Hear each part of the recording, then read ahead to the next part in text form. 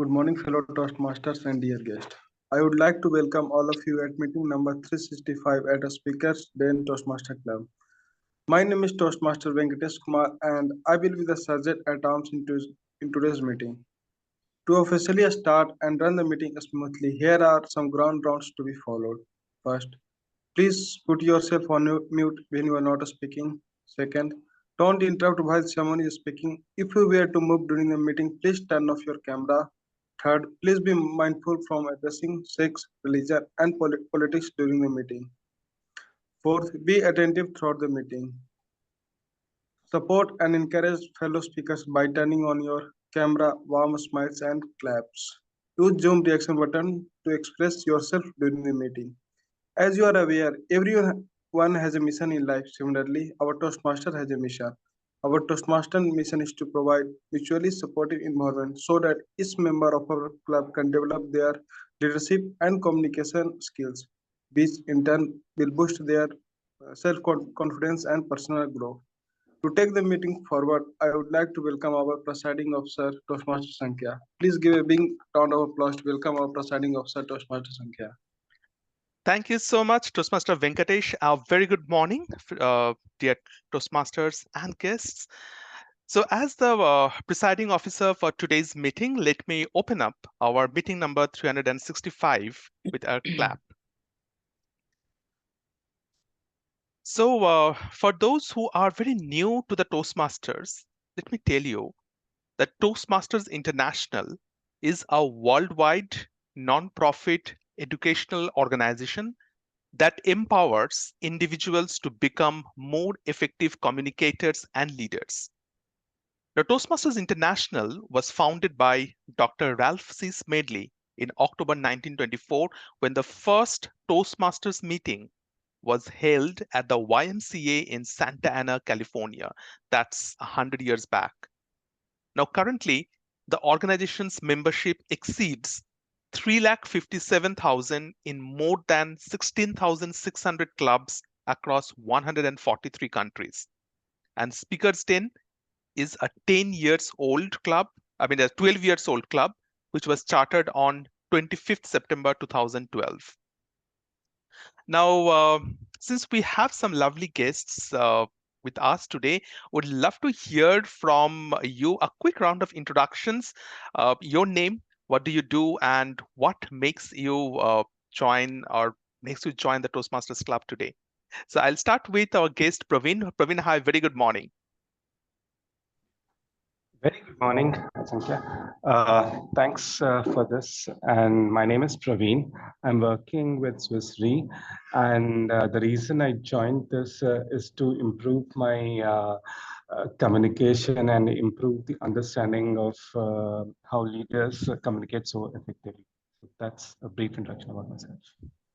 Awesome. Thank you so much, Praveen, for joining in. Let's give a round of applause to Praveen. And may I also request Prativa? Prativa, I know we spoke, but it would be great since now we are officially start. And it would be great if you can switch on the video as well, Prativa. Yeah, just a moment. Sure.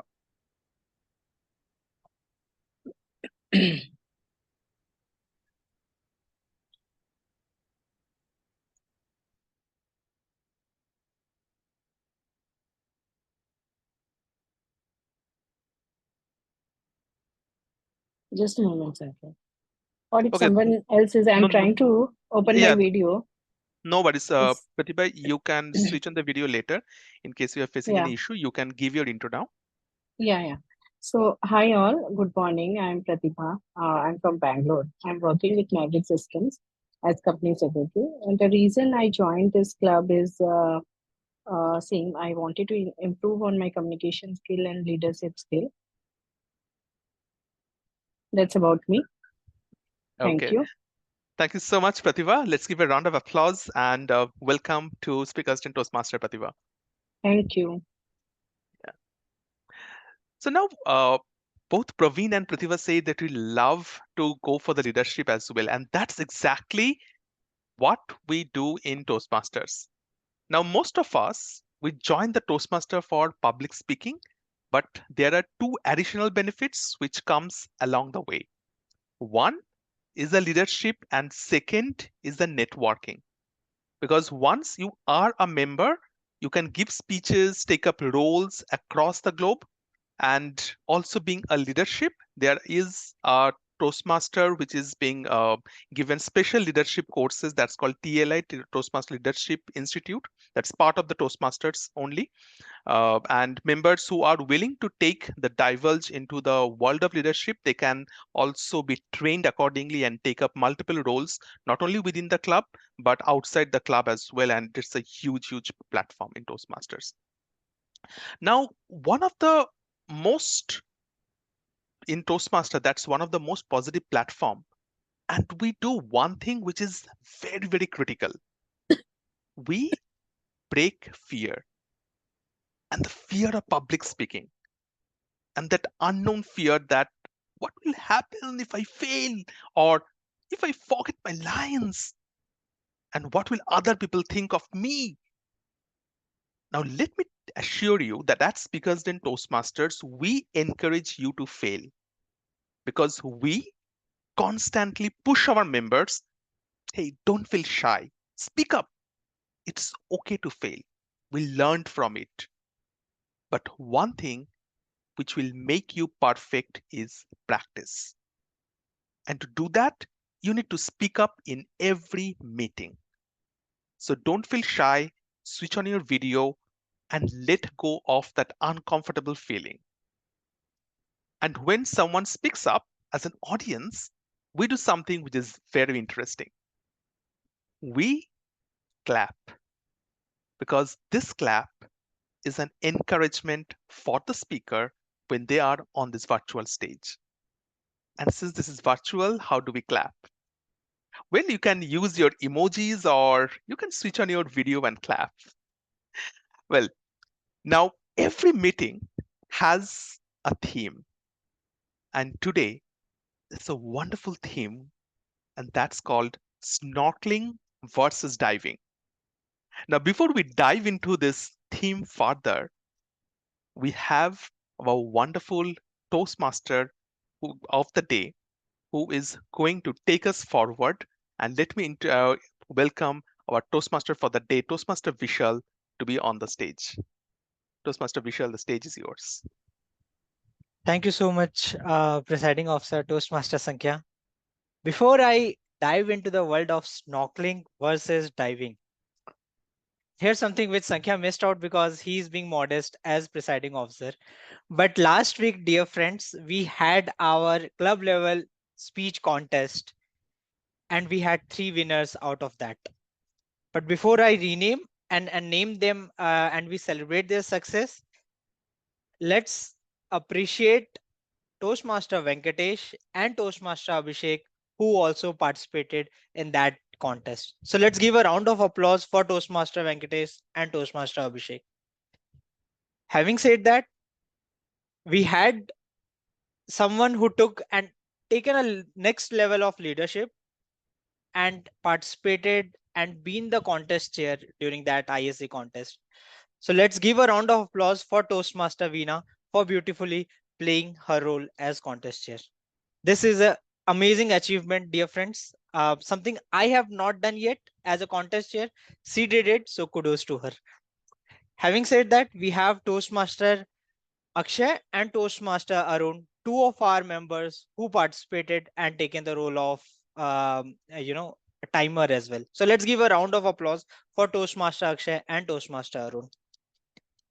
Something amazing. Playing a role of a timer in a contest is much more time sensitive, much more critical, because one error can make someone's dream of winning a contest go wrong. So great job by Akshay and Arun there. Now coming to the winners, all of you would have seen the names, but let's congratulate Toastmaster Sankhya as the winner of club level contest. Let's give a round of applause for Toastmaster Sankhya. Second runner-up, first runner-up is our own Toastmaster Samita. She's not here right now, but let's give a round of applause for Toastmaster Samita as well. Toastmaster Sankhya and Toastmaster Samita will be going ahead and representing our club in the area level contest. We belong to area B2, so they will be participating in the area level contest where 3 to 4 clubs will be there. I think 4 clubs will be there. 2 winners from each club. So it will be a contest of 8 winners, and it will be a battle of champions. Third position, second runner up was me, and it was a brilliant pleasure being in that meeting. So we concluded our international speech contest, and as a club, I'm incredibly proud that we did amazing there. So let's give a round of applause for all our members who create this positive environment, and we have been successful in our speech contests. So that's all from my side. Having said that, we recently, like 2 days back, there was a day, right? We all celebrated with our friends, family members, especially mothers, sisters. It was International Women's Day. I can see some bright faces over here, and I would want to wish all of you a very happy International Women's Day. Pragya, Toastmaster Veena, we have guest Pratibha. All of you are doing incredibly well, managing and juggling multiple roles in your day-to-day lives, and that's something we can all be thankful for and we can appreciate. So wishing you all a happy International Women's Day. It's coming a bit late, but the ethos and the motto is same. So kudos to all the work you are doing. Now let's dive into our today's session. It's it's snorkeling versus diving. But let me first ask you a question. How many of you have actually done a snorkeling or a scuba diving previously? Okay, perfect. So I can see Aditya, Rohit, guest Praveen. Perfect. So let's hear from Praveen. Praveen, what do you think is the core difference between snorkeling and diving or scuba diving? For me, snorkeling is just being on the shore, on the surface, and using. I mean, you don't have any oxygen tank or something to take you for a long while. You come up once in a while to the surface to have that breaths. Whereas a diving is a constant. You go to the bed of the sea and then you watch the sea animals. I mean, the thing there for some minutes, some 30 minutes, whenever your oxygen tank is capable of, and then you dive deep. So it's more deep and snorkeling is more shallow. That's the point I have. Perfect. Fine. Let's hear from Akshay. Akshay, I think you also raised your hand. Let me know what you find as the main difference between snorkeling and scuba diving. I did Toastmaster Vishal scuba diving, but right. So it was, I mean, in scuba diving, basically we go in deep, and snorkeling, basically they will, ask you to go like maximum 10-meter below, in the below the sea, right? Yeah, so that is something different. And if you do the diving, you'll see a lot of good nature below the sea nature, basically below sea nature. Yeah, that's No, something. perfect. Thank you so much, Toshma, for Akshay for sharing your thoughts. So let me share one quick snippet of my screen. O- So this is a person, right, who is doing snorkeling right now. And when we say snorkeling, for members who have not participated in this sport yet or could not get a hang of it, so snorkeling is done at the surface layer. You're just below the surface layer, and with this tube, you are having the oxygen supply. So you don't have to actually carry out a cylinder, and you can enjoy the surface and you can see below what's there. Typically, it's done where there is a coral reef nearby and at a very shallow place so that you can see and experience that, right? The main difference between snorkeling and the next slide is a scuba diving. The difference is scuba diving is much deeper. You actually go deep rather than covering the broader area. But when it comes to snorkeling, you actually cover the broader area and we don't go deep. Agreed. Give me a thumbs up if you all are aligned with this thought. Who have done, who have not done. I think if you have not done, you have learned something new. That snorkeling is in the layer and scuba is actually going deep down. By the way, Narendra Modi did it recently. So he is setting a new challenge for all of us as youngsters that, hey, we should also participate in this sport for sure. Now, dear friends, we have touched what's the basic difference between snorkeling and scuba diving. Do you think this concept can be applied in our day-to-day life, in our career? Let me know your thoughts. I'll take a pause. Let me know if we have to transpose the learning of scuba and snorkeling, the difference which we just figured it out. Can we transpose it to our career in our day-to-day life, in our Toastmaster journey? Let me know Yes. your thought. Please Yes. go ahead. Because yes, it is most important, like in their life, because it is very different from what others or what you're doing. You can learn, you can learn what is inside this seashore, how these these aquatic animals are living. You'll get to know how they're living and what are the struggles and happiness. So as well as you can also even and get a great experience of breathing till the end, like your life. For example, you want to achieve some goal, Mhm. you keep putting your efforts and efforts and efforts. There'll be a lot of rocks there and here, like that itself. If you go to snorkeling or scuba diving, you will take your hand breath till the end you reach the goal. So I feel that's one thing you can learn about scuba diving and snorkeling. Perfect. No, thank you so much, Toastmaster Aditya, for sharing your thoughts. Anybody else want to take and create an analogy of our career with snorkeling versus scuba diving? Any thoughts? Yeah, I would like to. I'm Pratibha. I would like to add. Sure, Pratibha. See, Please go. as scuba diving, we go deep inside the sea and do it. So I Mhm. think I can associate the work you are doing or the specialization, whatever you are having. So you have to go deep dive into it. And for other thing, like other thing, you should have working knowledge or you should have like general knowledge for other things when you are working or wherever. So that's what I think I can associate with these two. Perfect. Let's hear from Sankhya. I can see Sankhya also raising his hand. Please go ahead, Sankhya. So, Vishal, I think the analogy which we can make out from the snorkeling versus diving in Toastmaster, for example, one is since snorkeling is something which is on a upper level. So any member who is coming and joining and just like giving a few speeches or sometimes taking up role is like a snorkeling, wherein the involvement is lesser. It is there, but it is lesser.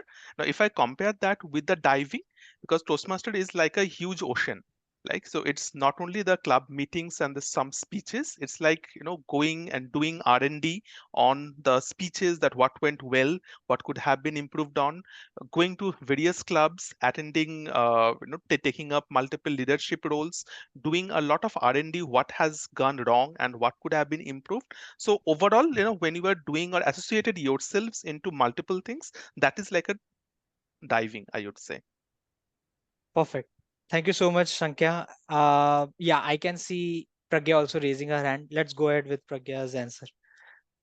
So the description that so Toastmaster Vishal, the description that you gave about snorkeling and scuba diving, I think with that, figuratively, my mind is actually going to the question that we always face, whether you should be a master of all or versus a master of one, like sorry, jack of all trades, master of none, or a jack of all trades and master of one. So this is how I see. I mean, we receive a lot of opinion about it. Like we receive a lot of thought. Like in today's world, you need to have an understanding, at least a surface level understanding of a lot of topics in our career in order to, to remain relevant or to be, to be afloat with all the things that is going, or you need to become a subject matter expert, or like a deep dive into one particular topic and just have a surface level idea of everything. So that's the question that I am my mind is going to when I hear I understand about the definition of both these topics, but I definitely don't have a definitive answer or a concrete answer to this dilemma. To this dilemma that No, I that's have. that's perfectly fine, Toastmaster Pragya. I think one thing which is emerging from the pointers which Pragya mentioned, Sankhya mentioned, and even Toastmaster Pratibha and Aditya mentioned, right, is something which I also wanted to convey during this TMOD session. That it's the breadth versus the depth story. And there is something called let me again bring back the screen real quick. So we have this applying snorkeling and diving in our day-to-day life, which we just discussed. But here's something which is a very famous framework, a T-shaped framework, something which Pratibha also mentioned, the specialization track, the deep discipline expertise, and then cross discipline expertise, which could be our generic, or which could be something which I can relate is in during our hospitals visit, where we have the physicians sitting as a generalist. They can tackle lots of questions which is coming their way. But when it comes to, let's say, you just have a specific requirement and you want a expert opinion, just say from a cardiologist, you will have to go to someone who has that deep discipline expertise of cardiology. You cannot go to a physicians with your deep issues, right? So this cross discipline expertise is very important to understand the career as a T-shaped framework, where we want to have a good breadth of knowledge. We want to do a snorkeling across skills, across competencies, but at the same time, we also want to have at least one or two areas where we can go deep and we are the subject matter expert of that particular depth area. Otherwise, we will be just in the in the snorkeling area and without doing the actual scuba diving. So that's something really important. Before we go and apply this in our Toastmasters as a group, let me introduce, and I would want you all to think about it, how we can do it and apply it in our Toastmaster journey. And we'll come back to it after a bit of break, where we will be having some introductions. So let me first introduce the general evaluator for today. Let's give a round of applause for Toastmaster Sankhya, our VP Educations, playing role of presiding officers and VP Educations. He has been exceptional, my dear friends, as VP Educations. There's lots of work which goes, to make these meetings successful, and I'm pretty sure that Toastmaster Sankhya is the backbone, who is helping us come and enjoy these meetings. So let's give a round of applause again for Toastmaster Sankhya. Toastmaster Sankhya, our general evaluator for today's meeting. Stage is yours. Thank you so much. Thank you so much, Toastmaster Vishal. Okay. So as the general evaluator for today's meeting, my role would be to evaluate the entire meeting end to end. What went well, what could have been worked on, and to help me in this journey, I have a team of three musketeers, and popularly known as the TAC team: the timer, the R counter, and the grammarian. Now, let me introduce our timer for today's meeting, Toastmaster Akshay. Toastmaster Akshay, the stage is yours. Please explain your role objective. Thank you, Toastmaster Sankhya. As a timer, I will time the table topic speakers, formal speeches, and the evaluations. I will also alert each speaker of the time they have left using the green, yellow, and red cards, which denote specific time remaining. Those giving speeches should limit their remarks to their specific speech times. Most other speeches should be between 5 to 7 minutes in a length. At 5 minutes, I will raise the green card. At the 6 minutes, I will raise the yellow card. At the 7 minutes, I will raise the red card. The individual evaluation should be between 2 to 3 minutes. At the 2 minutes, I will raise the green card. At the 2 minutes and 30 seconds, I will raise the yellow card. At the 3 minutes, I will raise the red card. There would be 30 seconds of buffer timings for which no additional card will be displayed. For table topics, the table topic speeches should be between 1 to 2 minutes. At the 1 minute, I will raise the green card. At the 1.30 seconds, I will raise the yellow card. And at the 2 minutes, I will raise the red card.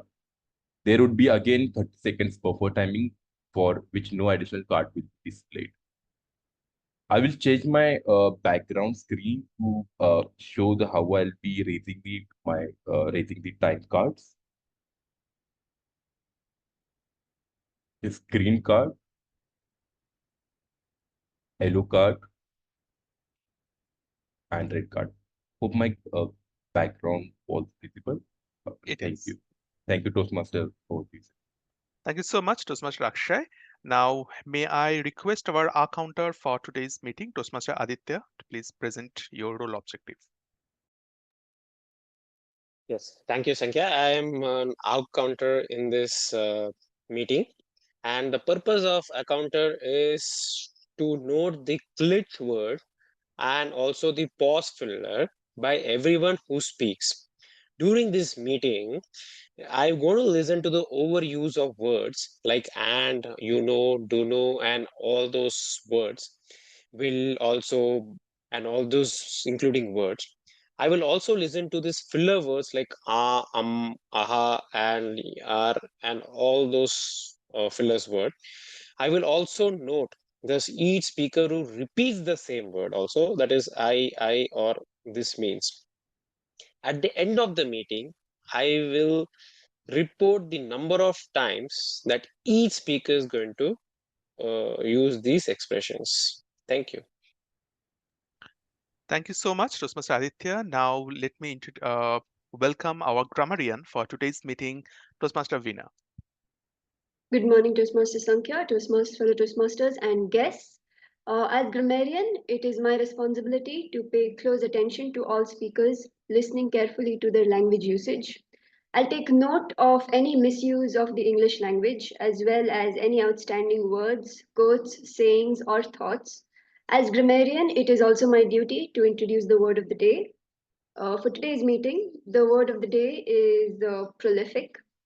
It means someone or something that is highly productive, creative, often producing a large quantity of work or ideas. An example of this word would be the prolific author not only wrote numerous best selling novels within a short span, but also consistently delivered thought provoking articles and essays showcasing a remarkable range of literary talent. Each speaker is encouraged to use the word of the day. I will give the word of the day report and grammatical usage report when called upon during the meeting. Thank you, Sankhya. Thank you so much, Toastmaster Veena. Let's give a round of applause to our tag team. And with that, let me hand it back to our Toastmaster of the day, and we will come back towards the end of the meeting. Thank you so much, and back to you, Toastmaster Vishal. Thank you so much, General Evaluator Toastmaster Sankhya. Dear friends, our Toastmasters meeting have three important segments, and this is very important for our guests to be aware of. We typically have a speech segment, which is a prepared speech segment, which we will be playing next. Then is a table topic segment, which is more of an impromptu speaking segment. I would encourage all the guests to participate during the table topic segment. And the last segment is our evaluation segment, where the evaluation is given for the speakers. Let's start with our first segment, which is the speech segment. Today we have our speaker and a prolific evaluator as well. Let me first introduce our evaluator for target speaker, Rohit. His name is Toastmaster Abhishek. Toastmaster Abhishek works as a principal consultant. He thinks deeply about anything and everything and always is willing to identify the root cause behind any problem. So in case you are facing any difficulties, any challenges, he is an avid reader. He has displayed it during our Toastmasters meetings many a times. So feel free to reach him for any awareness about the philosophy of life.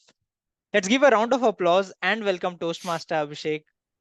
Toastmaster Abhishek, stage is all yours to read the speech objective. Thank you, Toastmaster Vishal.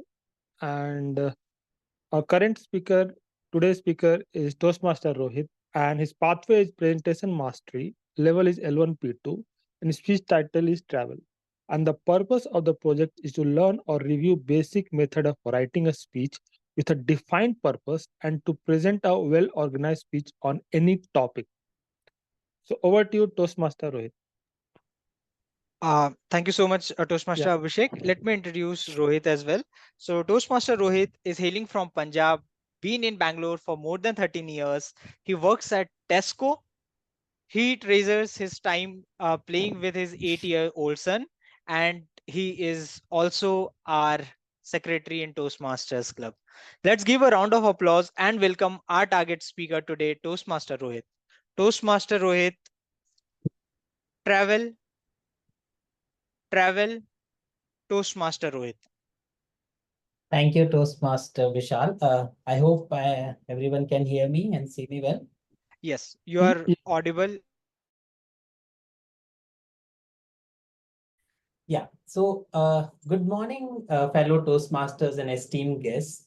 Today, I'm here to talk about one of the most enriching experiences known to humanity, which is travel. What better way to talk about it when our theme itself is snorkeling versus diving? Now, how the speech would go is we'll talk about what travel means, what are the benefits of travel, some fun facts about travel, and how travel has evolved over time. If we define travel, travel at its core is adventure. It is stepping beyond the unfamiliar zone, whether it's wandering through the bustling city streets, whether it's trekking through the remote wanderlands, or relishing on a tranquil beach. It means travel invites us to experience life in its purest form, unfiltered, unscripted, and undeniably beautiful. Let's talk about some facts about travel. Do you know travel is the word first used in 14th century? It comes from a Middle English word called travelen, which means to make a laborious journey. The first time someone ever took travel for leisure were the Romans, and rightly so, because they were the ones who built the roads and used it to travel to their summer villas. There is a place where there is no time zone in the world. In the summer, it's 24-hour daylight, and in the winter, it's complete darkness. Can someone want to take a guess about which place is that? Anyone? Norway. Not quite. Any other guesses? Okay, a small hint. It's a continent. Greenland or Australia. It's Antarctica. And it is open to travel. A lot of people have been traveling there. Similarly, these days we hear a lot of about let's say travel insurance, and we think that it's a new concept. But do you know that dates back to the ancient Greek and Roman world, where they used to give financial protection to the fellow travelers for accidents or shipwrecks. So those were some facts about travels. Now let's see what benefits does travel bring. A, the travel fosters personal growth and self-discovery. When we step out of our comfort zone and immerse ourselves in the new culture, we gain a better understanding of the world and its people. We see that travel teaches us tolerance, empathy, and respect for the diversity, which breaks down the barriers between people and builds the connections beyond borders. Second point where travel helps us is that it is a powerful crystal for bringing out our creativity and inspiration. When we immerse ourselves in new cultures, we awaken our senses. We ignite our imaginations, and that leads us to a world of new possibilities. From taking a breathtaking landscape with a camera to penning a beautiful poetry inspired by foreign cultures, travel sparks that inspiration and the creativity among us, which helps us in doing wonders. Similarly, travel is something which allows us to connect with our fellow human beings. In a world which is divided by borders and ideologies and prejudices and whatnot, we see that when we connect with other people, let's say we are sharing a meal with a local family, or when we are exchanging the stories with our fellow travelers, or even lending a helping hand to one of those in need, we really put forward the example of the values which unite us as a human being. Now, let's talk about how travel has evolved over time. In the ancient age, travel was mainly undertaken due to trade, pilgrimage, or conquest. Then came the age of exploration, where in the 14th and 15th century, prolific travelers like Vasco da Gama or Christopher Columbus set out to experience the uncharted lands. That led to the establishment of organized trade and exchange of values, ideas, and culture. Then came the age of industrial revolution. In the 17th and the 18th century, it made travel more accessible because there was transportation as well as the infrastructure developed. And currently, we are living in the digital age where we can plan our travel on the click of a button. We can just see there are numerous online websites which helps us. We get a better deal, it saves us money. And trust me, travel has never been more easier than earlier, than ever before. And looking at the future trends, we see that we have innovations like autonomous and electric vehicles, space explorations, as well as immersive virtual reality experiences, which is sure going to be a game changer in terms of travel. So to conclude here, I would say that travel is not just a pastime or a hobby, it's a way of life, a philosophy, a mindset, and a source of endless inspiration. I would like to quote Mahatma Gandhi here, where he said, "This world is a book, and those who do not travel reads only one page of it." So, my dear friends, get on that journey of adventure, look around and see what travel teaches us and what we gain out of it. Thank you so much, everyone.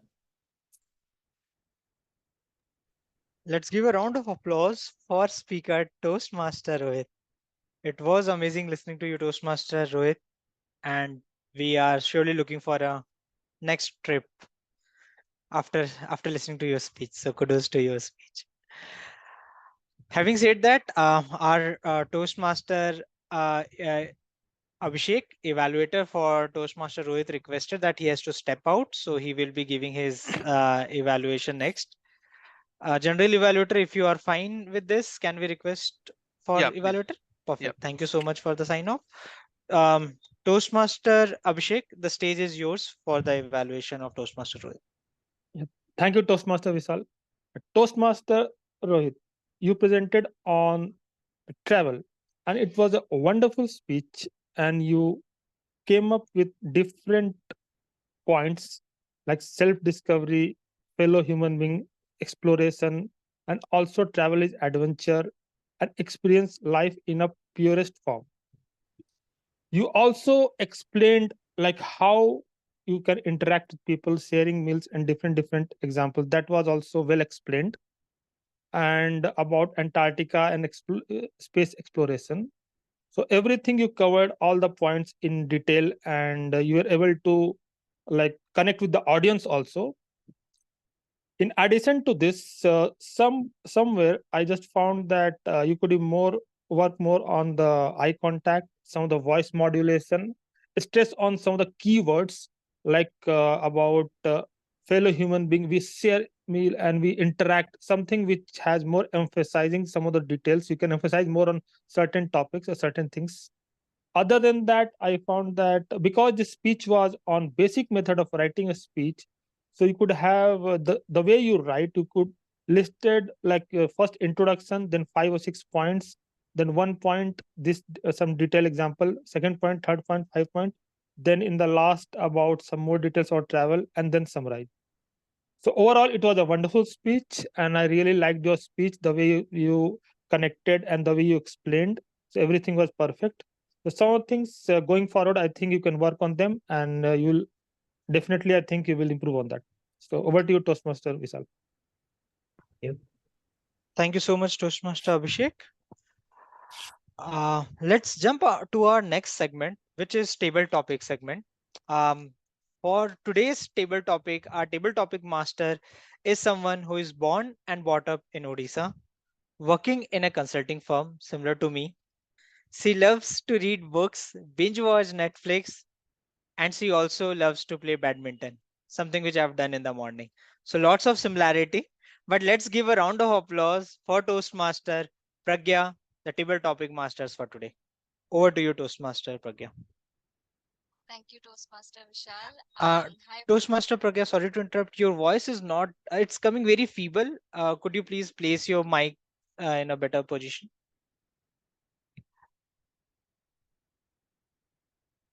Is it better now? It's still a bit feeble. Okay, let me reconnect. Yeah, just give me a moment. Let me reconnect. Okay, sure.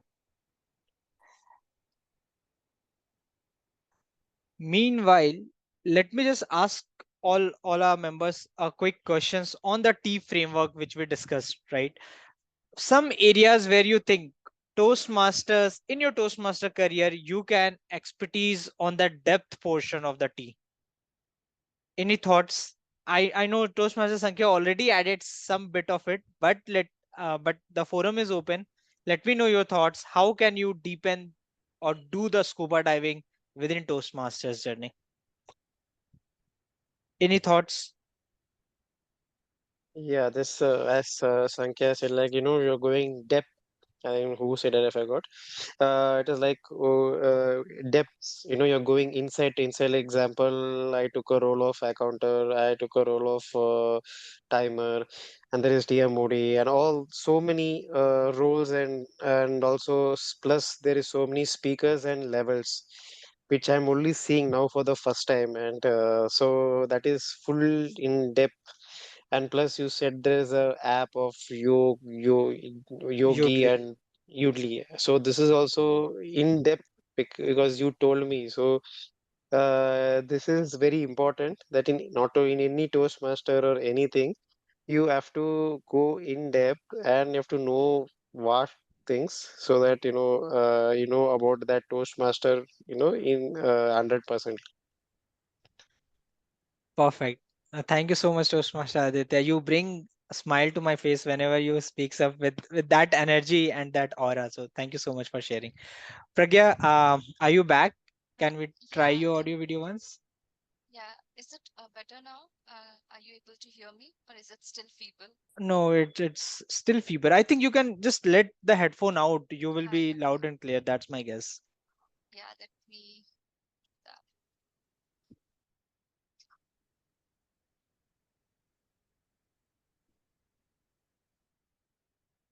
Yeah. Can you hear me now? Yep, much, Is it much okay? better. Okay. All Yes, right. Okay, all right. Sorry for the interruption, no everyone, worries. but yeah, and thank you, Toastmaster Vishal, for giving me this opportunity. And good morning. Yeah, it's good morning. Good morning, everyone, once again, my fellow Toastmasters and guests. So, welcome to the table topic segment, and I'll be the table topic master for the day. So, as you would know, that table topic is one of the best ways to practice thinking, speaking on your feet, even if we don't know the answers, exact answers to the questions. But the more we practice, the better we will get at it. I assume all the club members are already well aware of the rules of the game, but for the guests who are new to the meeting today or who have joined us for the first time today, let me share with you how do we go about the table topic segment.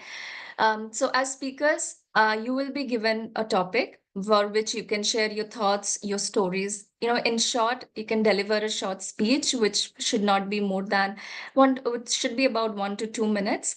And also, let me reiterate the timing rules for the table topic segment, which was already shared by our timer of the day, Toastmaster Akshay.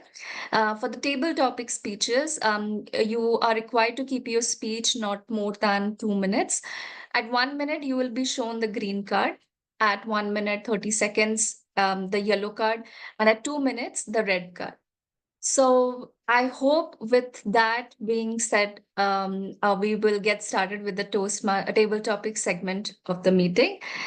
So with that, and also given the theme of the day that was about diving versus snorkeling, I have taken my cue for the theme of our table topic. It's going to be a little bit around sports. I hope you are going to enjoy it. But yeah, so with that, would anyone like to volunteer for the first for this first speech or for the first topic?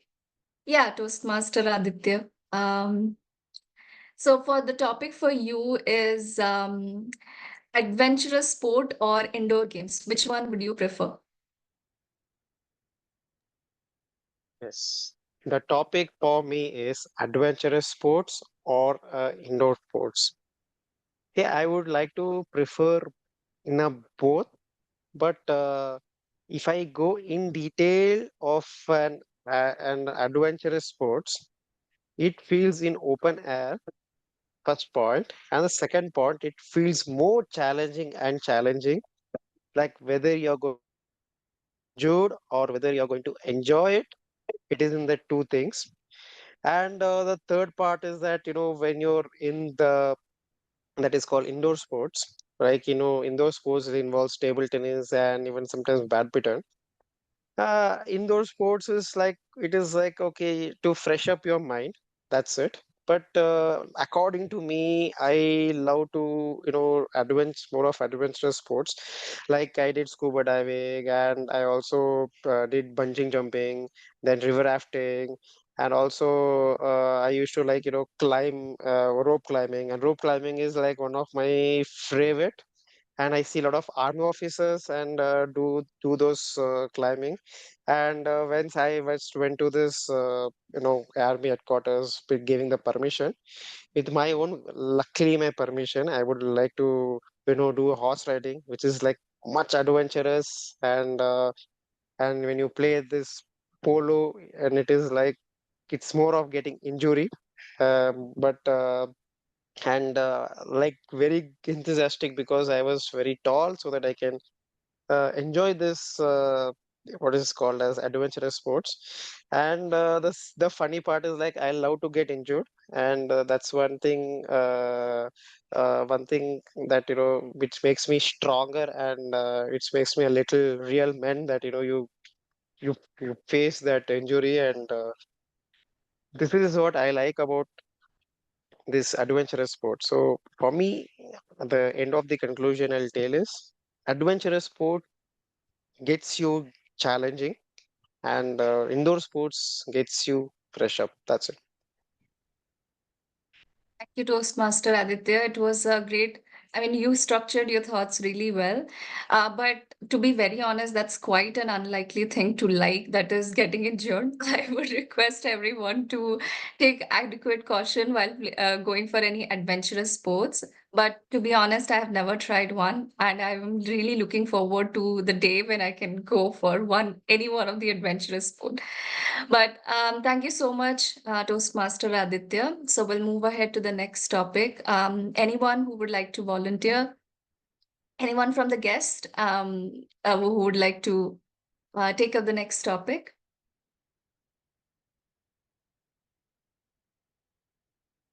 Praveen, Pratibha. Oh, Praveen, you. Yeah, I can I take. think you. Yeah. Yes, all right. So the topic for you would be, if given a chance, which sports would you like to become an expert of and why? So thanks for this opportunity and letting me speak in amongst the distinguished Toastmasters. Given an opportunity, I would love to go a depth into badminton because that is what I was already been playing since 5 years. So I got in the habit of playing badminton when I started in Bangalore because my friends were a group. We had a chance to start off with badminton because it was the only sport available as a common connect between that. And I started enjoying, and I learned the amount of fitness that's required. The techniques that are required is quite important. So as an initial player, I was just wasting a lot of energy, and I used to get tired running around the court and become exhausted after 10 minutes. But now, with virtue of playing for all this time, I'm more athletic, and I'm more capable of doing playing the game for 1 hour. The second thing also is it's because I've improved my stamina and it led my health levels to a better level and improved my thought process. And hence, for this reasons, I would want to go in deep in for badminton as a game. I would want to explore. Thank you. Thank you, Praveen, for sharing your thoughts. And I can totally relate because badminton is my favorite game as well, but I have never had any formal training in it. So I want to learn the tricks of the game, and so that was quite relatable, I would say. So thank you so much, Praveen, for sharing your thoughts. We'll move to the next topic. Anyone who would like to volunteer?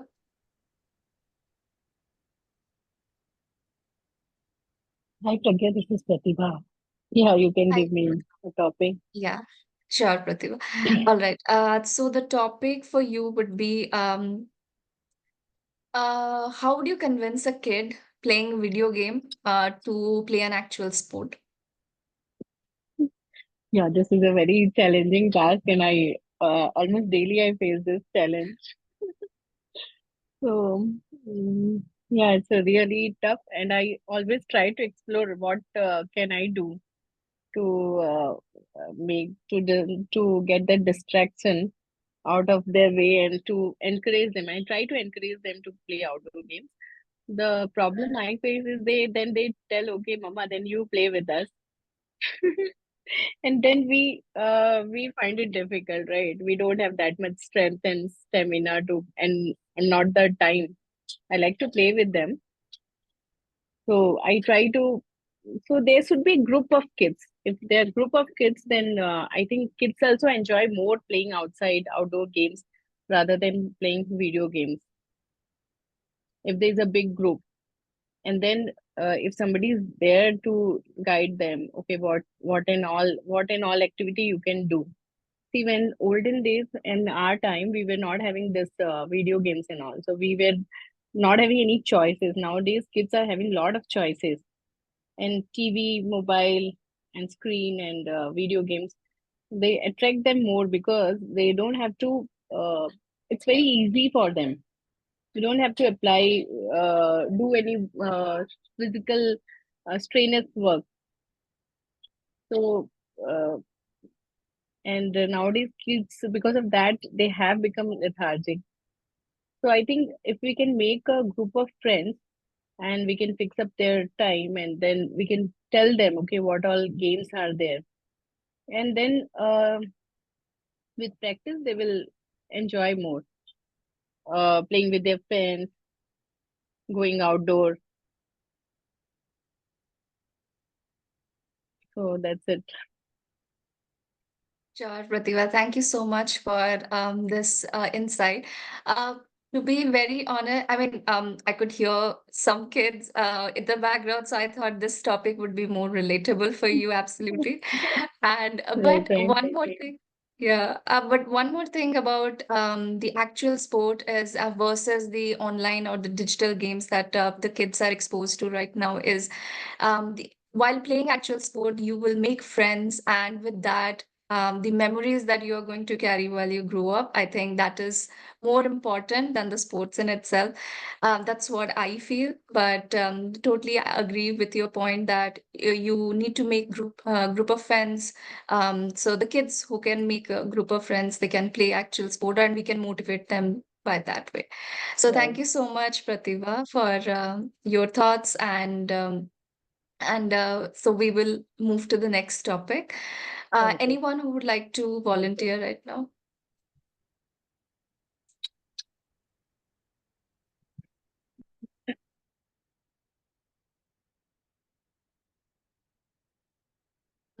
Toastmaster Akshay, would you like to Yeah, take sure. up any topic? Sure, Pragya. Yeah. All right. So for you, I think I would give a very broad topic that is, if money was not a constraint, what would you have done differently in your career or otherwise anything? Okay. I think this is a very interesting topic.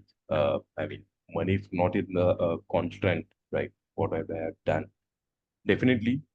the money is very important to survive in our life, right? And yeah, so sports which we are talking about. So I remember that like when I in my child age, when I started schooling and all that stuff. So my always my father used to push me for the playing sports rather than do more much study and all stuff. So he was not concerned about like he was not just looking at the when I will do study then only you can earn the money, but he was looking at the different way. If you do your career in the sports, definitely you have very broad career in sports, and there also you can definitely earn money. But parallelly, your passion, dedication is so much important. Your health, it's much important. So I started my I started my favorite sports, football, in a schooling days, and definitely uh, I got. I mean, I couldn't do much. I was not able to do my career in sports. However, I still love football. Whenever I get time, I play not only the sport of football but other sports as well, like badminton, running. I go to for tracks, right? So I enjoy these all things. Yeah, so that's I can say. But yeah, thank you. Over to you. Don't want to break. Thank you, Toastmaster Akshay. I think if money was not a constant, I think all of us would have been pursuing our hobbies or passion, does not matter what it gives us or what doesn't. But thank you so much for sharing your thoughts. So with that, I will move to the next topic. If anyone would like to volunteer, or maybe I will just pick someone, cold call someone. I'll go next. Okay. All right. So, Toastmaster Velvan, the topic for you would be a sports star you admire the most. Um, I love playing sports, but the thing is, I have not been following any sports stars much in my life.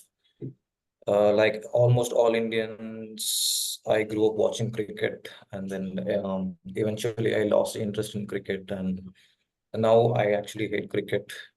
So when I was watching cricket, the my favorite sports person would be was Mahendra Singh Dhoni, because of his ability to win matches somehow. uh, I have been following his career. I can hear an echo. I don't know. Okay, so I've been following his career closely in 2004. So his meteoric rise in the Indian cricket team was very impressive, and his match-winning knocks in IPL. I remember a lot of such knocks where the team was literally about to lose, and how he brought back the team in the game and won the match. So Mahendra Singh Dhoni was one of those sports person I used to admire. But if you ask me now, I am out of all these sports. But I do like playing sports here and there. Thank you so much, Toastmaster Velvan. Um, I think most of us can relate to admiring Captain Dhoni, the Captain Cool as we know him. I think his contribution to Indian cricket has been iconic and stellar contribution. So even we have lost touch with cricket after him. I mean, I have lost touch with cricket after he has left the team, but it was great hearing your thoughts from you. So thank you, Toastmaster Velvan. With that, I think we are good to close this segment for the day, the table topic segment. I will hand it back to Toastmaster Vishal to take the meeting ahead, rest of the meeting ahead. Thank you so much, everyone. Thank you so much, Toastmaster Pragya. Let's give a round of applause for our prolific speakers and prolific table topic master, Toastmaster Pragya. It was amazing to hear individual perspective on the very on the interesting topics which Toastmaster Pragya mentioned. So kudos to all of you. Moving ahead, before we jump to our evaluation segment, let's break all the depth which a Toastmaster platform has to offer. We have heard from Toastmaster Aditya, and let me just cull out some key aspects and give me a thumbs up if you have experienced the same thing. How many of you have given the icebreaker speech already? Raise your hand, please. Okay, so I can see multiple raise of hand. And you have learned something new when you have given your first icebreaker speech. That was the first speech we as Toastmasters have to give. Then, how many of you have been an evaluator so far in your Toastmaster journey? Okay, okay. Few less, but I would definitely encourage others to do a deep dive and be a evaluator. What you will learn is the constructive feedback strategy, not only applicable for Toastmasters, but applicable in your managerial positions during in your organization, etc. The CRC approach, which Toastmasters always follows: constructive, then recommendation, and then again ending it with a constructive. So we have lots of framework like that. Get that exposure. How many of you have loved participating in table topics segment? Raise your hand. Okay, perfect. This is my favorite segment, dear friends, because it brings us on toe. We have just experienced it. Topic is given on the fly. We have to think and we have to address something amazing, because this can help you in the small talks with your business, with your bosses, etc.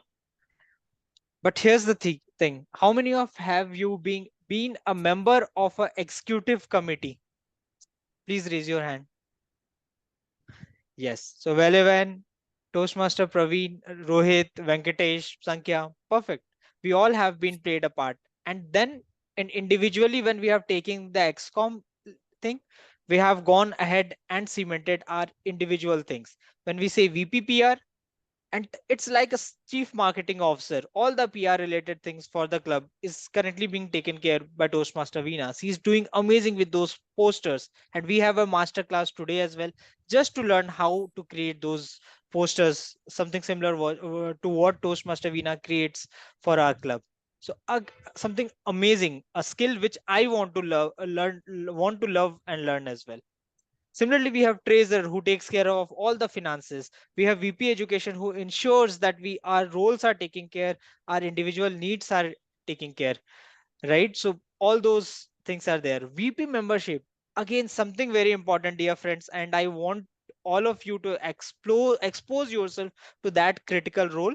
VP membership helps you give that expertise that you are talking with new people, understanding their requirement, saying no if their requirement doesn't align with what we provide, but definitely guiding them with a yes when their requirement meets our purpose as well.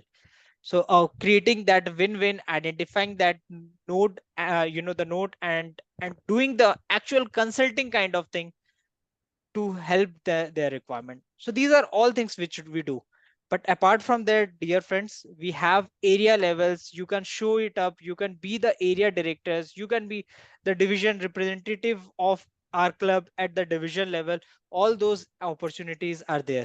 Like Toastmaster Shankya mentioned in the beginning, it's an ocean, and you can only benefit when you deep dive. If you keep on yourself on the snorkeling, you will have the breath, you will know everything, but you are not doing the deep down. So dear friends, do participate, do have that hunger that you want to do a deep dive and learn about it. So that's the key message. Build the T framework within the Toastmasters T as well. That's the humble message which I have for all of you. Now let's go ahead and let's see our evaluation segment. For this, I would request our general evaluator, Toastmaster Sankhya, to provide the overall evaluation and carry out the evaluation segment. Over to you, Toastmaster Sankhya. Thank you so much, Toastmaster Vishal. Now back to our evaluation, and this segment of the evaluation will be divided into three parts. The first one, which Toastmaster Abhishek has already completed the evaluation, but I will be giving a few more addition on the evaluation. The second part will be the tag team report, and the third one will be about the entire meetings report. So first on, for our target speaker, Toastmaster Rohit, which Toastmaster Abhishek has already given the evaluation. So on that, I just like to highlight a few more points. One is Toastmaster Rohit, you did a splendid job in terms of your overall speech. Great job done. Your voice was good in terms of the way you speak, very calm and composed way. Your audience awareness was nice. There was a very lovely, comfort level which you gave, and overall you met the specific speech purposes. In terms of the improvement areas, one is on the hand clasp, because if very frequently your hand were clasped, which indicates a little bit of nervousness when you're thinking on the back. But try to leave your hand and put open hand gestures like this. Then it will be people won't know it that you are nervous. Even as speakers, even as experienced speakers, we all are nervous from within, but we don't show off. So we'll think, oh, wow, this guy is not so nervous and is very confident. But that's something we try to show off. But inside us, we know how much nervous we are. So that's like one of the things we really have to practice hard on that. And other than that, it's great. Let's give a round of applause for our evaluator, Toastmaster Abhishek, and Toastmaster Rohit for the speaker. And with that, like to invite our tag team, Toastmaster Akshay, to please give our timer report, please. Thank you, Toastmaster Sankhya. I will quickly share my screen.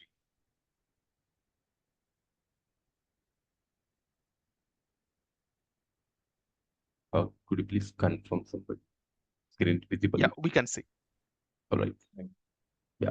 So I'll start with the prepared speeches. We had a speaker, Toastmaster Rohit, who has taken 6 minutes 59 seconds to complete his speech. We had an evaluator for Toastmaster Rohit, Toastmaster Abhishek. He has taken to complete his evaluation for 1 minute 47 seconds. Coming to table topic speakers, we start Toastmaster Pratibha taken 1 minute 59 seconds.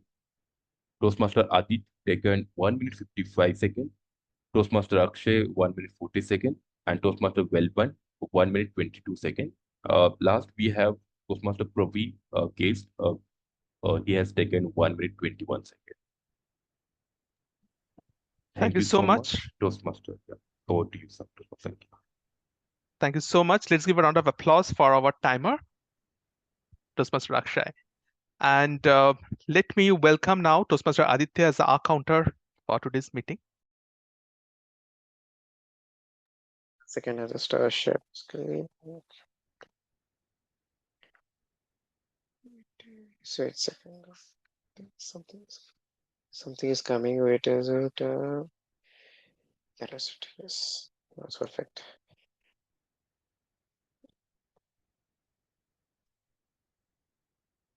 Can you see it or no? No, yeah, Can you it's see it coming up. now? Yeah, Yes. we can.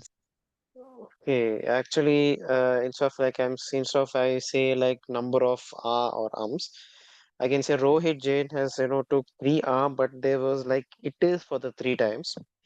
But as you can see, Praveen has took 6 and there is like only one time he repeated that so, and Pratibha I think was quite less, but there was a lot of then, and then. So I didn't count how much number of times.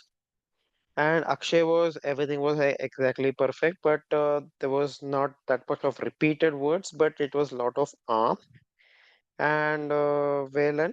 Yeah, sorry if I spelled wrong. Okay, there is 4 and my report I don't know who's going to send. So this much I have reported, and that is my report. Thank you so much, Toastmaster Aditya. Let's give a round of applause for our R counter. And you may unshare the screen, please. Sure. And next, may I request our grammarian for today's meeting, Toastmaster Veena, to please present your report. Sure, Toastmaster Shankya. Can somebody, share I'll, this so that, I want to, okay, that's perfect. okay. I'll be sharing my grammarian report.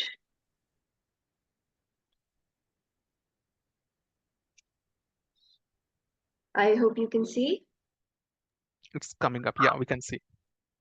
So my report is of 3 parts. The first part is list of people who use the word of the day, prolific. Second is improper usages. And third is list of quotes, thoughts, and sayings which I thought we should highlight on. I will leave the report for 10 seconds for your review instead of reading it out to you. And yeah.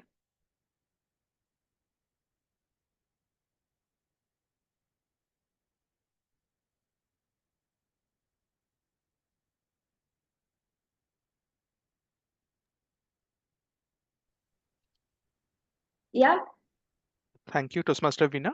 thank you. Let's give a round of applause for the grammarian for today's meeting, Toastmaster Veena. And now let me summarize our today's meeting, gives a review on the today's meeting. The Toastmaster was the meeting was started by our Sergeant at Arms, Toastmaster Venkatesh.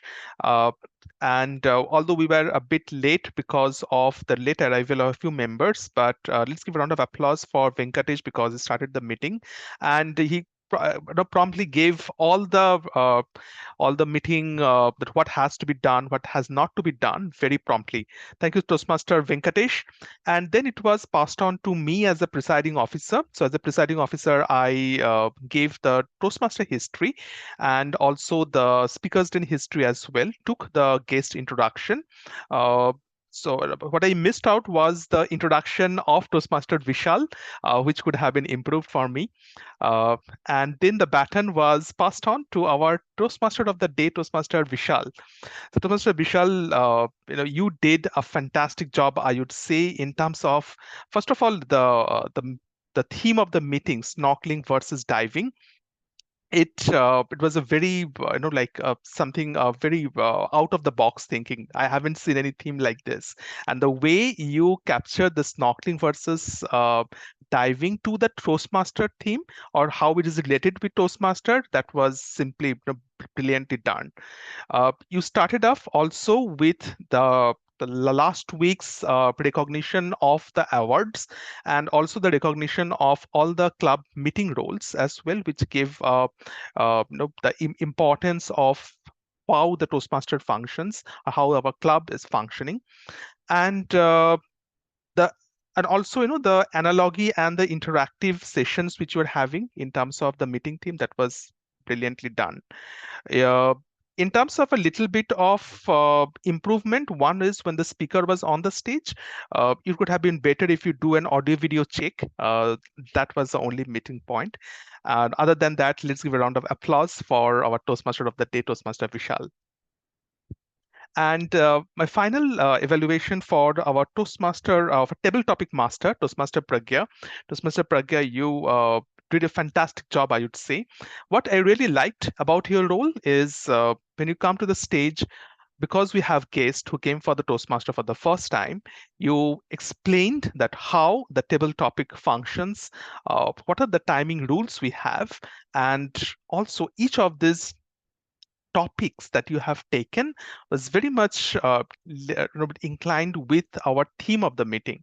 The topic given was very short and crisp. It's not long, which helps the members and the guests to grasp what they have to say. And it's very relatable, neither very easy, not too tough, and it was very interactive. Thank you for that, Toastmaster Pragya. Let's give a round of applause for that amazing table topic master, Toastmaster Pragya. And with that, that's our end for today's the first segment of the meeting. Now we are going to go ahead with the next segment, which is part of the Rockstar program. And for that, let me invite our Toastmaster of the day, Toastmaster Vishal, to take it forward. Thank you so much. Let's give a round of applause for General Evaluator Toastmaster Sankhya and his tag team partners for the evaluations. Friends, moving ahead in our Rockstars program journey, a culmination of what's required in our Toastmasters success and our corporate life coming together, right? That's the crux of the Rockstars program. Today we have someone very special. She is currently working as District 92 PR team, um, and she hails from Nainital. She has always been on stage, won international poetry contest, interstate debates, interstate paintings, creative writing contests, and she has actually done the diving of Toastmasters because she has been the VP Educations. She has done the role of president, hosted events in Toastmasters, been LDPN, club coach, club mentor, all these accolades, which makes the depth of a Toastmasters. Let's give a round of applause and welcome Toastmaster Sharish Jahan to the on the stage, please. Thank you so much, Toastmaster of today. Let's quickly get this session started with a question. Why did any one of you, if two of you can answer, why did you join Toastmasters? Yeah, and to increase the confidence and also to gather many people and make more friends. Plus, that one more reason I'm doing is because whenever if I'm giving the presentation or a speech, I can give it confidently and clearly, and I can understand, make others understand properly. That's why. Okay, great. Applause. Thank you, Aditya, for sharing. Anyone else who would like to share about the second question, which I'm going to ask and is going to be very relevant to this session? What was the first thing which came to your mind when you attended a Toastmasters meeting as a guest?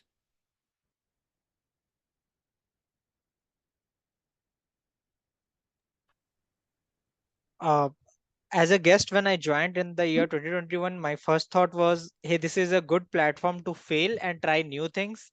And the environment was super friendly for me to learn from lots of peers. Awesome. Nice. Thank you so much, Vishal. Now, let me ask you another important question, and I don't want an answer for that, but linger through this question, right? When you enter a Toastmasters meeting, you feel confident, you see great speakers, and you also feel that you can be one of them, one of the confident speakers who's speaking, right? So why is it that Toastmasters reflects those kind of values? And this entire session is going to be only about that, right? It's about brand building. There is one important thing which Toastmasters reflects, that is the brand. Posters, campaigns, everything are means to achieve that. But when we see the first session, when we attend the first session as a guest, we are attracted by the brand of Toastmasters. That is where the tagline reads, where leaders are made, right? It means that we are reflecting the confidence. And for that, we have to be confident, firstly, right? So this entire session is going to help you achieve that kind of a bar in your life where you at least help you. I'm not saying it will completely transform you, but at least help you think clearly about if you are going to start your own business, if you're going to start your own brand, if you want to become or portray as a great speaker or a keynote speaker, how do you start with it? And for your club, how do you position your club in the... Okay. Sajal seems excited. Thanks, Sajal, for being a part of this session today.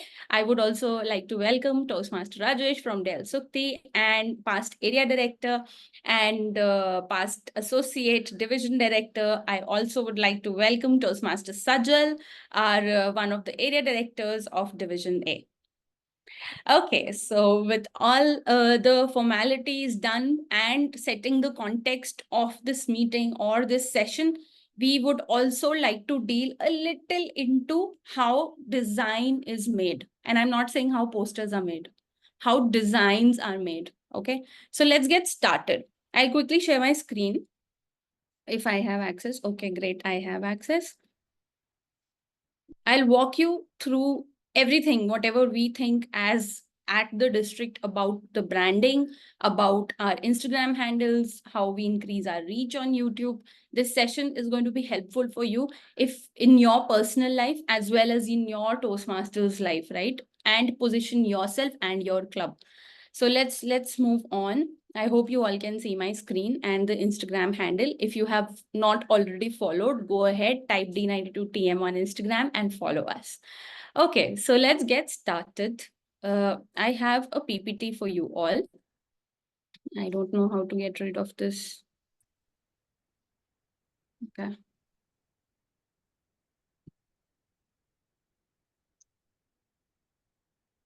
Okay, so I've made a PPT for you all, and I would like to share this with you. I hope you can see this PPT. Can someone just Yeah, Yes, we visible. can. Awesome.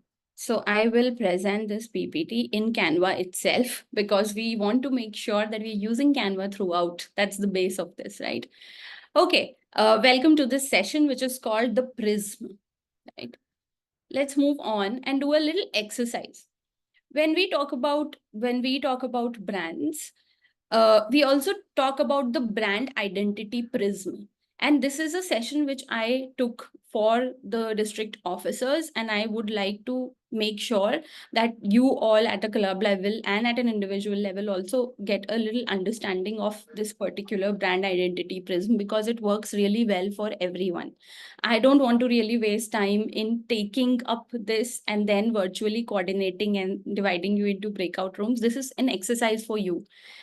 Make sure that you either capture a screenshot of it. I'll also share this entire PPT with you if you want to go ahead and share it with your members, with your clubs, etc., right, who are not attending this meeting. This is an exercise for you.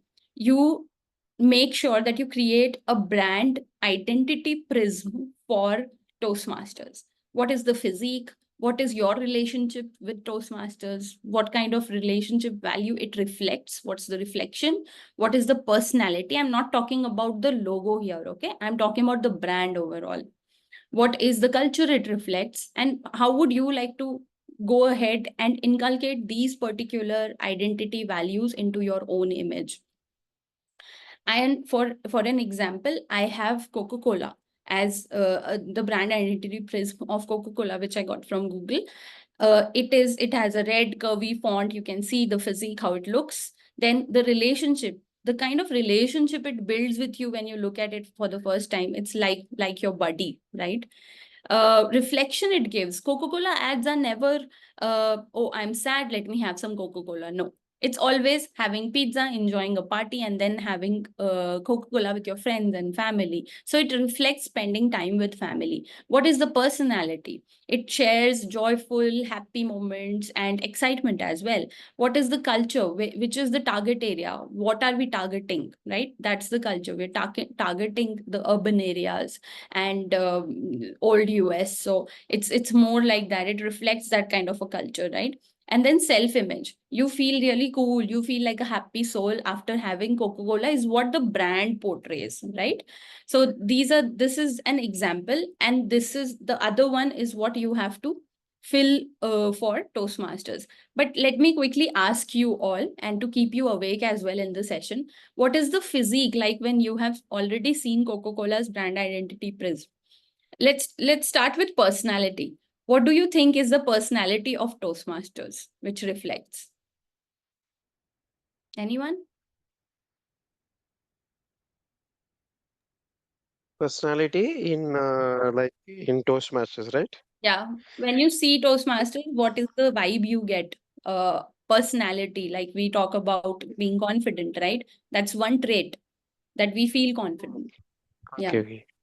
Actually, I will tell I'm very positive and very energetic, and because very important in life, when you without being energetic or being a dull boy, it is quite difficult for you to express.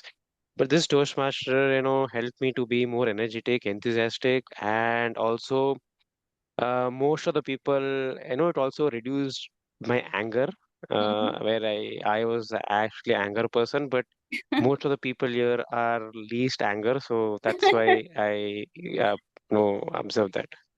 I don't think that people have less anger. I think they don't show that they are angry because they want to position themselves as a cool and calm person. That's what I'm talking about. The personality which reflects, right?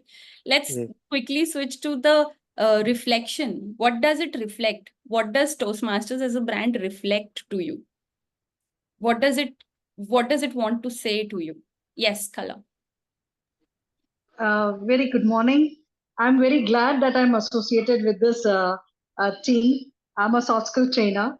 The first and foremost, what I feel about Toastmaster is that you're not being judged. Yeah. You're being given that liberty to speak and be ethically correct over there, and you're allowed to express your views, and you can speak out, as long as there are a lot of ears to listen to you. You can speak out, and there is a scope of learning. A lot of room for learning is there, and definitely there is leadership skills is what you actually inculcate when you have people from different walks of life coming under one roof, that is called as Toastmaster. And that is absolutely fantastic. Everybody is given encouragement to speak, to deliver whatever they like. And I'm glad I'm there. Awesome. Thank you so much. Thank you so much for sharing your inputs. And I'm glad that it's helping. you. It does not only reflect the thought, the reflection is not just that if you're confident, we are not for you. The reflection is that everybody might not be perfect, but we would like to help you at least collaborate with, like-minded folks. That's the reflection for me. That we are not judged, we are evaluated, like Kala said, right? That you're not going to be judged about anything. Thank you so much, both of you, for your answers. Let's move further. You can go ahead and talk about it more in your head and also to your club members. Maybe this can be one of the themes in your upcoming meetings, right? Okay, let's move on. Somehow in Canva, this image is not working, but it's what I wanted to portray here, and the thought of this session is prism, which means that from one side, if we look at it, it looks that PR is only about making posters and making that noise about, yes, we are there, we exist, right? But it also moves hand in hand with marketing. And when you see the other side of the prisms, there are a lot of other ways and other means how we can utilize PR in building our brand. So it's like a prism that one light enters and it splits into several colors. It's similar, and obviously make sure that you're brand compliant, right, in the colors as well. So that's something which is the core of this session. So while I said brand building via WebGear, I came up with this like a prism. A light enters and it splits into the 7 colors called VIBGY, VIBGYOR. I would like to take this segment into that entire acronym perspective, right? So let's talk about the V.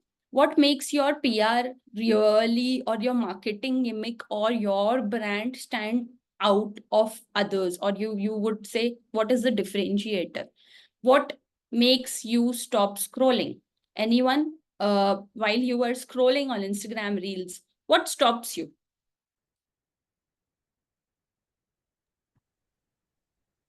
Originality of the content creator, and if it is in alignment with my requirement or my need, or it's suitable to my recommendation. Okay, that's one thing. But originality is not the first thing that will strike you, right? The first thing that will strike you is it has to be visually appealing, firstly, right? It cannot have something which you've seen again and again, right? It has to be visually appealing. When you scroll through all the VPPR in the VPPR group, you scroll through all the posters, you would like to stop somewhere where you find a catch, where you see that the fonts are kind of animated, or the theme is interesting, the speaker is interesting. You would like to stop and pause and see, right? What makes you stop scrolling? You would like to take some time to admire it. And that's how your posters or your branding topics should be, right? That it has to be visually appealing. I'm not saying use flashy colors, use pink, use yellow. No, That's not the meaning of visually appealing. Visually appealing means how you are different from the noise, right? So that's the first impression, and when we talk about this, we also would like to talk a little about the club's picture in front of a guest. For example, a guest walks in. What are you trying to tell the guest that your club does, right? For example, we are having this session. Any guest who would walk in would like to see and say, oh, this is something important going on, right? And that person might or might not relate to the topic, might feel that it is not at all relevant. So that person might not go ahead and attend your future meetings thinking all your meetings are like that.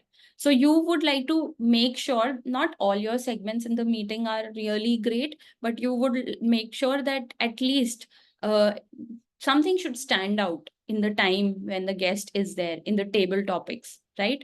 For example, the guest can participate. So what is standing out for them? Maybe appreciate them. And I am here not only talking about the posters, I'm talking about the overall brand. Let me make it very clear, right? So it is more than just what we talk about.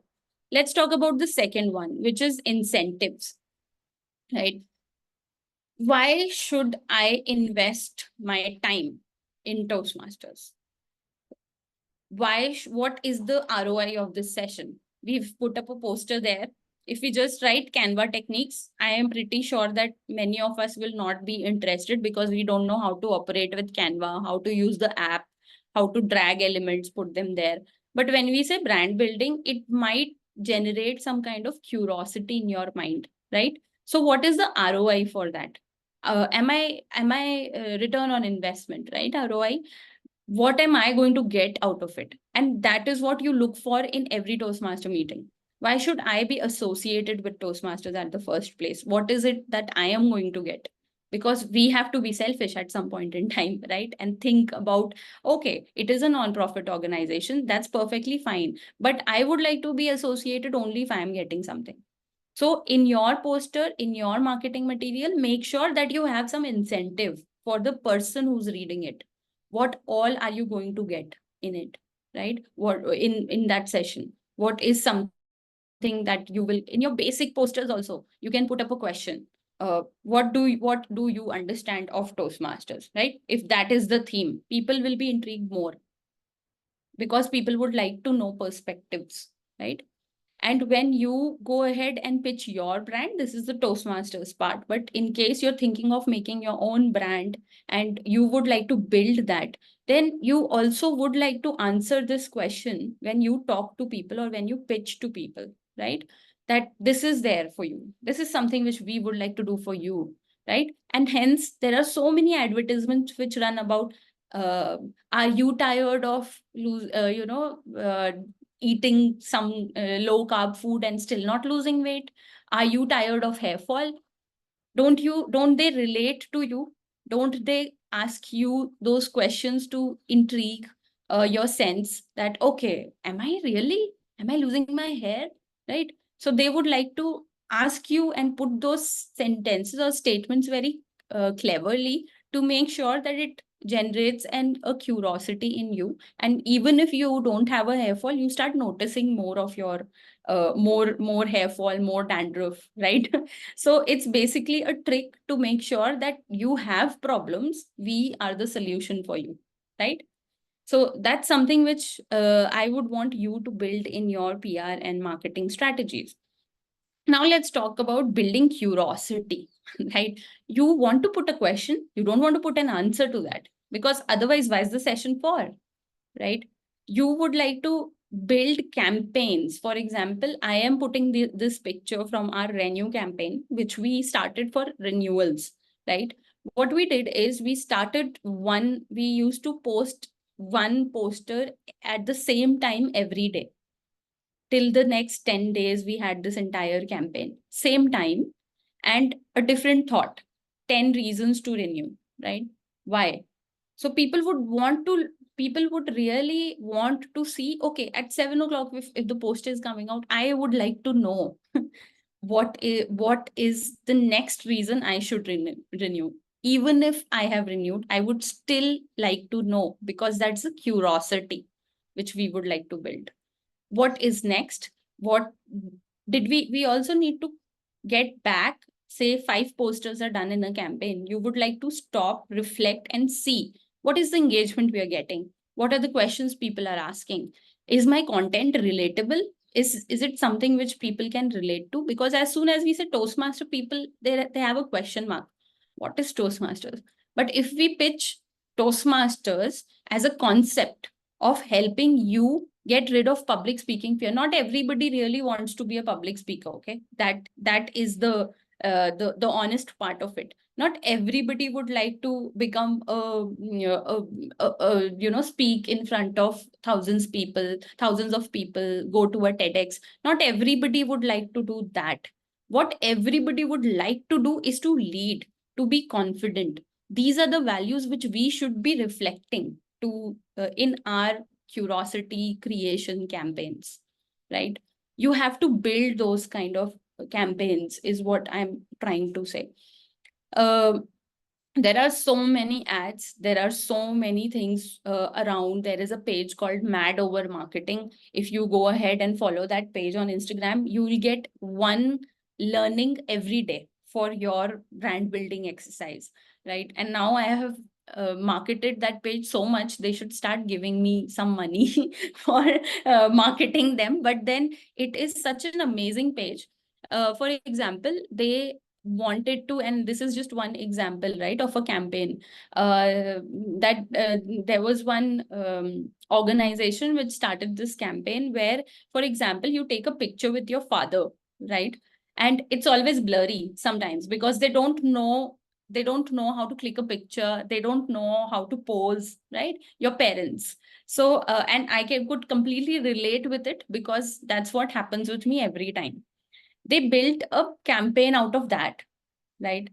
That you can do everything, you can be weird, let's be weird. So it's, and they asked people to start the hashtag by posting pictures of their fathers which are which are clicked by their fathers and which are blurry. So you don't need to be perfect, but you should be having fun at that moment, right? There were no rules about that campaign, what you can post, what you cannot post. But yes, it was hashtag trip with dad, right? So it built that campaign to that level, and I don't want to endorse any brand here, but then it built that campaign to that level where people really started noticing that, okay, do I have a picture with my parents recently? Oh, I don't. I should click one for this particular campaign, right? So it built curiosity in people. It wanted to relate because we are a generation cling to our phones. So how do we shift that focus from just being into our phones and scrolling to actually doing something and then putting it back into that world, right? So what is the plan B if it does not work? You would have plans, you would build curiosity, something is getting a lot of traction, something is not getting a lot of traction. It's okay. What is your plan B if it doesn't work? What will you do? Would you like to continue for the next 5 days, or you would like to put a full stop? So all these questions are questions in all my slides. You will find questions because these are questions for you to ask yourself about your club, about Toastmasters in general, about in your mind, about your personal brand, right? Where you would like to go. Then let's talk about the G, which is guerrilla marketing. These are unconventional methods of marketing, and it's not just posters. You would have seen, if you follow the Madover marketing page, you would see that they had marketed about this beautiful scheme where Coldplay had a concert and they wanted to market about their concert. They wanted to sell tickets. So what they did was they said that for every ticket you are buying, we will plant a tree on your behalf, right? They posted a sustainability report for their concert, and it was kind of very different, unconventional. How can a Coldplay, how can Yeah. a how can someone who is actually having a concert at that stage go ahead and post a sustainability report? That was something different. But what they did, they said, first thing, obviously, like I said, for every ticket sold, they will plant a tree on your behalf, right? Then second thing which they did was the bands which they gave are generally made of plastic, right?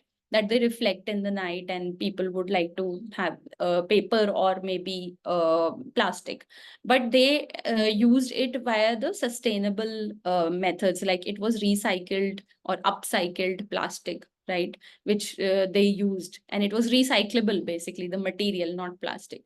And then the third thing which they did, that the more energy is there, the concerts have a lot of light around, right, on the stage, and that consumes a lot of energy. So what they did was they said the higher the energy in the forum, or the higher the energy in that entire area, the more they jump, the more light will be generated. So that was, these three things set them apart, and they posted their sustainability report. People would like to be associated. If I say, okay, my brand is 100% eco-friendly, you would like to know about it, right? Because you would like to be associated with some or the other thing which is sustainable. This is just one example of guerrilla marketing, where you use unconventional methods to promote your brand, right?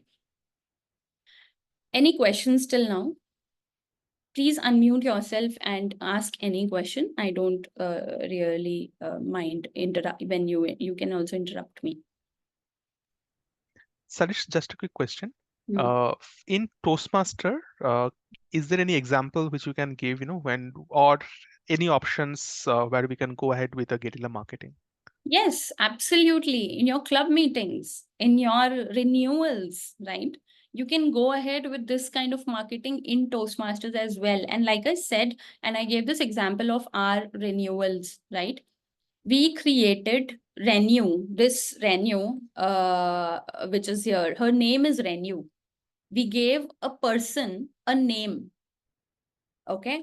And that name was Renew. If you spell it, it would be RENYOU, which is, and it also means renew you, right? So we created this character, and all our 10 posters were based around this character.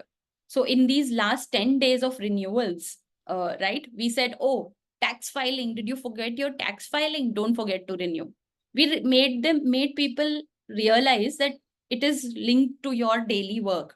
If you are filing your taxes, you're also renewing, right? The comparison was kind of really great. Then, okay, are you saving money for something? Renew now, because this is going to yield a lot of things a lot of confidence. It will boost your self growth. If you say you are saving for this, then this particular picture was for networking, right? Are you looking forward to network with the like-minded people? This is, and if I go back, this is something like, okay, renew today, click a picture and be famous, right? Renew today, click a picture, and we will feature you on our Instagram handles. So this is a campaign where we gave one reason every day, and we tried to move away from the basic concept of just saying, have you renewed, right? We went from that. We designed this Renew in our heads. It is not something which we have copied from somewhere. I have made it on pen and paper, and one of my team members has helped me digitalize it. So we would like to be associated with unconventional methods of marketing to make sure, and this is an example from Toastmasters, right? What is stopping you from doing something unconventional? We also had let's talk about club. This was about the district. Let's talk about club. When I was the president of my club, what I did was we posted, and this is a funny example, right? That we had this Bollywood themed meeting, right? And it was our 50th meeting also, and the theme was Bollywood. So what we did was we recorded ourselves in our favorite Bollywood dialogues. And I think, Shanko, you would remember it because we were discussing it 2 years back from now, that we recorded those dialogues and we clubbed it together, and we say, do you want to, are you a Bollywood person interested in a Bolly quiz? join us and win our hearts, right? Become the Madhuri Dixit of our meeting or Shah Rukh Khan of our meeting. Like, we related and we associated our Toastmaster meeting with what we are doing. So in videos we can make, and if you think that videos are just too much, another example is I got this example from Sagnik, where he said that in Infosys they did a meeting for Halloween.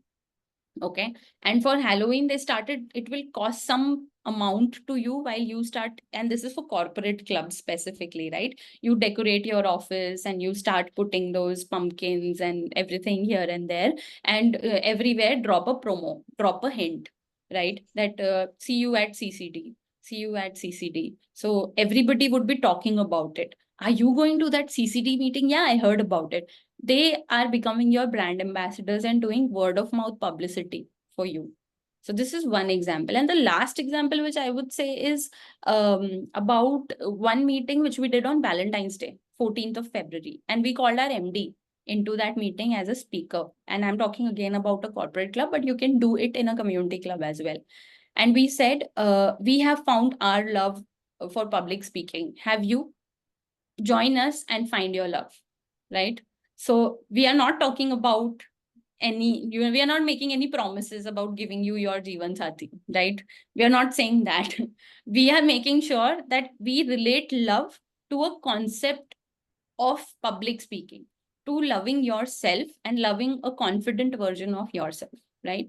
So this attracted a lot of crowd, and we had around 110 people joining online and offline both. So because they were intrigued by that theme. Prior to that, we also had a quiz where send your favorite picture with the person you love the most, and quizzes, okay, which is the first, why was Valentine's celebrated, etc. So 7 days before, we started sending the quizzes, and we said all the top 10 winners will get a reward only if you attend the open house. So these are unconventional methods of marketing. They require a little money from your pockets. They require a little more effort in building those posters, building those videos, but the output, I assure you, is going to be great, right? So these are few concepts and examples, Shanko. Thanks, Sahrish. Any other question till now? I'll move on further otherwise. Okay. Then let's talk about, yes. There's someone. Sorry, I had a question. Yes, please. Yeah. So we are fairly a new club, Hmm. but what we have seen is most of the members, the unconventional things or methods that you are explaining, fear of trying it, thinking that their roles are fixed, they have to do certain things in a fixed way. And we can't be creative unless we do experiments, right? So how do we basically ensure that people can try things without going outside of the boundaries? Good question. And it has several opinions, right? It does not have one correct answer. It has a lot of perspectives as well. So I would like to share my perspective, and anyone in this meeting who would like to give any idea, please go ahead and share the same, right? So what you can do is, many times in our Toastmasters branding also, we show people highly confident in the poster, right? So people in general, new clubs, they think that, oh, it is for, or a new member or a new guest, for example, a guest walks into your meeting, right? And they see a DTM speaking and a DTM evaluating. And that person doesn't turn up again, thinking, oh my God, it's not for me. I don't think that I can grow here because these are experts. It will take a long time. They lost their confidence already. What we should be doing is, should be at least mixing. If you see the VP Ed, the VPM, the VPPR in the club, they should be mixing the segments in case they see a lot of guests who are there in the meeting, right?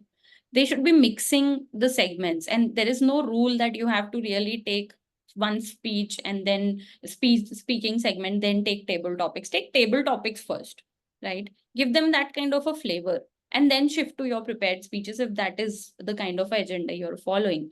Then the other thing which can be done is also portray that we are one of you. We are not experts. Relatability always works, especially in Toastmasters. Nobody is perfect. Nobody is excellent. There's no grade that, okay, Sahrish is a great leader and Shanko is not, or Shanko is a great communicator and Sahrish is not.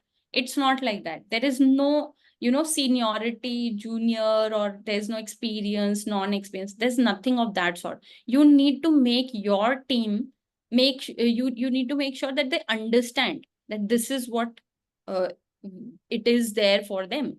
And the third thing, because I guess Telstra is a corporate club, right? For you, I would say it is easy because you can always link all those goals in Toastmasters back to your performance. We do it.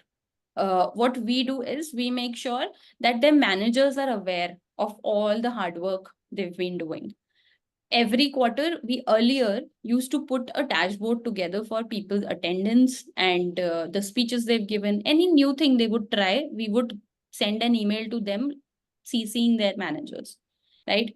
If someone is taking Toastmaster of the Day for the first time, obviously they're nervous, they would make mistakes, and the secretary would be taking notes.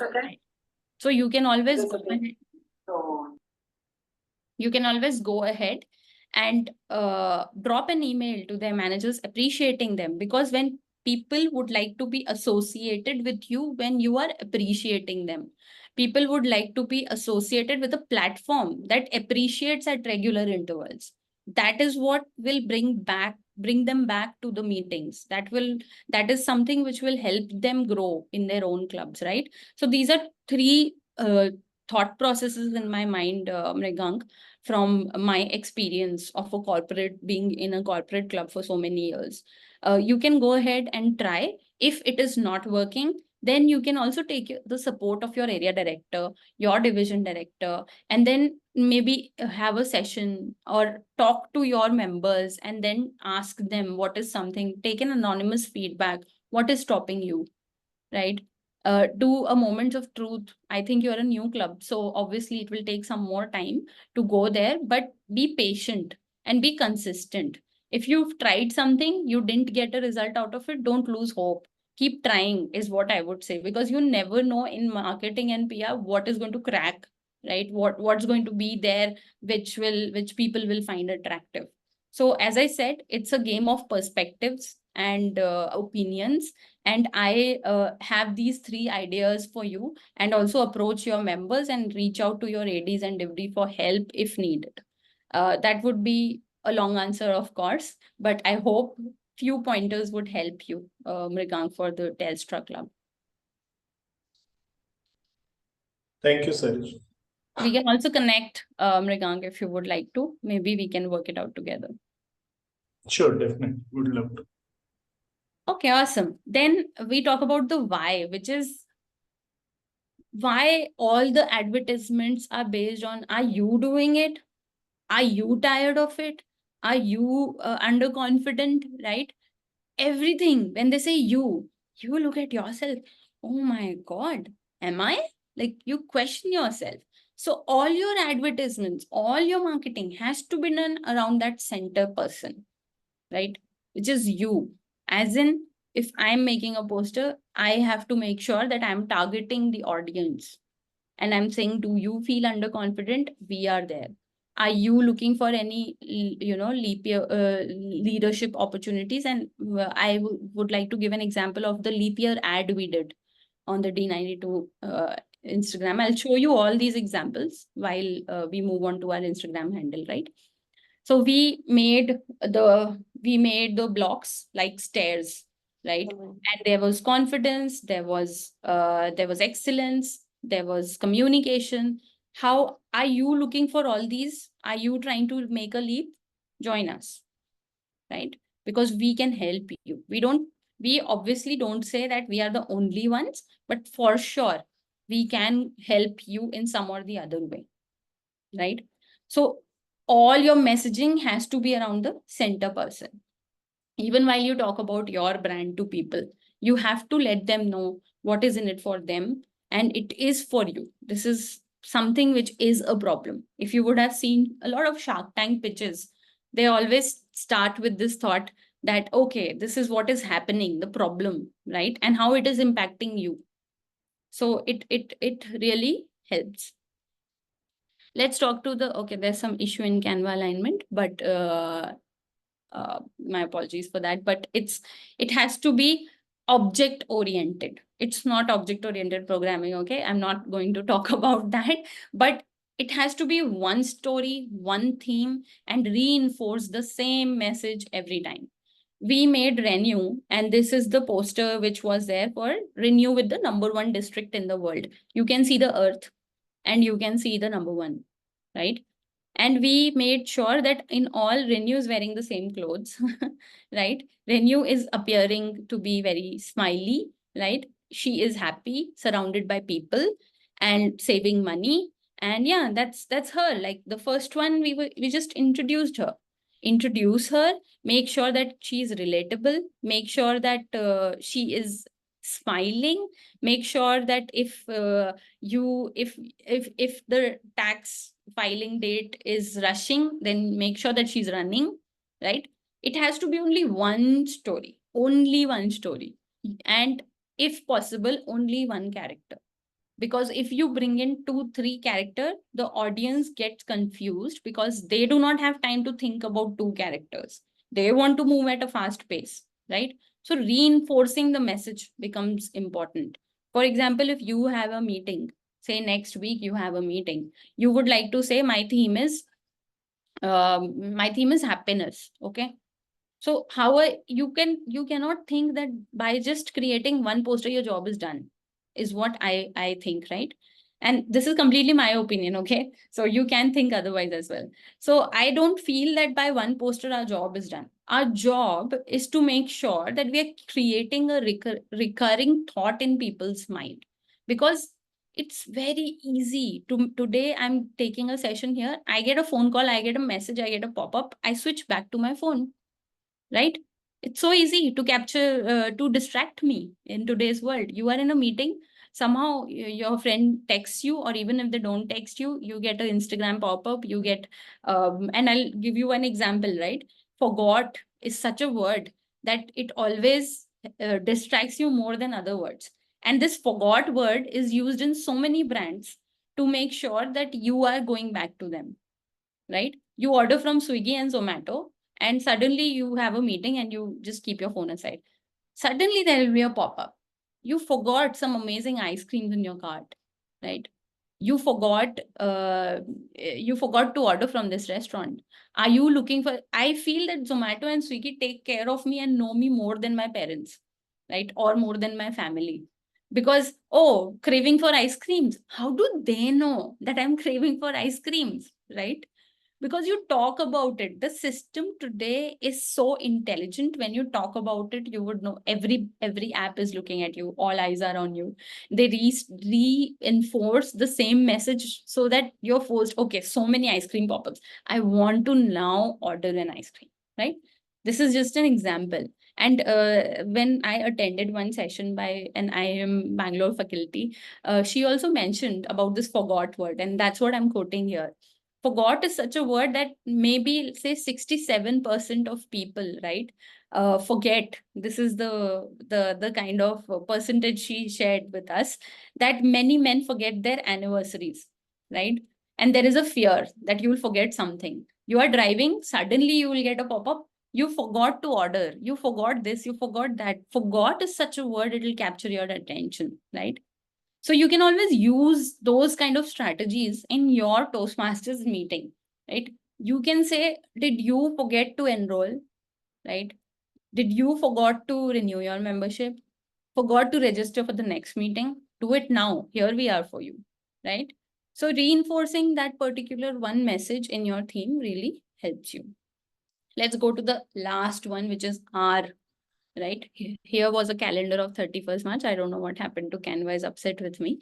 Anyway, I was talking about re-strategizing, replanning, and repeating if required. We talk about the 3 R's of upcycling, right? Recycle, reuse, refuse, recycle, reuse. I will give you these 3 R's of PR and marketing, which is re-strategize, replan, and repeat. You have to take feedback from your peers on how is it going, right? They would give you, it is very well said that when you talk to 1,000 people about yourself, right? For example, I talk to Shankho, and I'm just giving Shankho's reference every time because I know him closely. So it is okay, I hope. So if I talk to Shankho and they will be, he will speak very highly of me, right? If someone talks to me when I'm not there, they might not speak very highly of me. Your brand is the average of these two, right? It cannot be this and it cannot be this. It's the average. So you want to make sure that you're taking feedback from people for improving on it. You're reworking and you're evolving. You don't change your thought. Today, if something is not working for me, I won't change that campaign, but I would evolve. I would make sure that something I bring in through which it works, right? You can go ahead and utilize social media, say post this picture, tag speakers den, right? And you win a chance. You obviously cannot give discounts on your membership, right? But you can always say that we feature you on your pages. You can always win a special award, right? For being the most, say, being the most active member of speakers den on social media, something like that, right? If you are able to, for example, you have member sponsors. If you are able to get members and you get member sponsor, 5 member sponsors, are you become the member sponsor for 5 members, you will get a pin from TI. This is real, right? It happens. So if you are making sure that your word is reaching everywhere, your word about your club is reaching everywhere, then you are also getting that kind of a credibility which you would like to get, because it is a world of appreciation. People would like to be associated and stay at an organization where they feel valued and appreciated, right? If they don't feel valued, then they would not like to be associated with you. So how can you make them feel valued, right? So take feedback, repeat, re-strategizes, and timely action is something which would help your campaign or your brand upscale. Also, your club meetings. I don't really assure that inculcating all this from 20, you will become a 100-member club. No. In this entire session, whatever I have told you, it is not going to be an overnight switch. It is a switch in the thought process, in the culture we've built for ourselves, around ourselves, that PR is only about posters, right? We want to break that shell. We want to come out of it. And we just want to make sure that slowly and steadily, if not today, maybe 2 years down the line, we are able to see more vibrant, say, campaigns, right? Something new, something creative. When we started Renew, we saw Resonance Toastmasters Club making a character called Gayan, right? So we were really happy that at least we were able to motivate one club to do something different. And we featured them in our winners poster. We took a character, Renew, we took Gayan. So we collaborated, right? So I would like to make sure that you all are making, you are going in that direction of building a culture through PR and marketing, and not just limiting yourself to creating one meeting poster, right? Yes, change your perspective while you look through our prism, because we want you to add colors to your marketing strategies and members to our district, right? And I would like to say that please follow these handles: D92TM on Instagram, Toastmasters District 92 on YouTube, LinkedIn, and we are also there on Twitter, but we are not very active because that's not our target audience, right? So we would like to really welcome you all with your ideas, with your feedback, any feedback for this session. I just want to leave you, at least for this presentation, not the entire session which we have. This presentation, I want to just say that great brands are built in mind. Products are made in factories, right? We are not products, and we are not creating a product either. We are associating ourselves with our brand. And for that, You need to make sure that you develop that thought process. Okay, so that was about the PPT, right? Let's move on to any questions on the PPT before I move on to that design thought and Canva.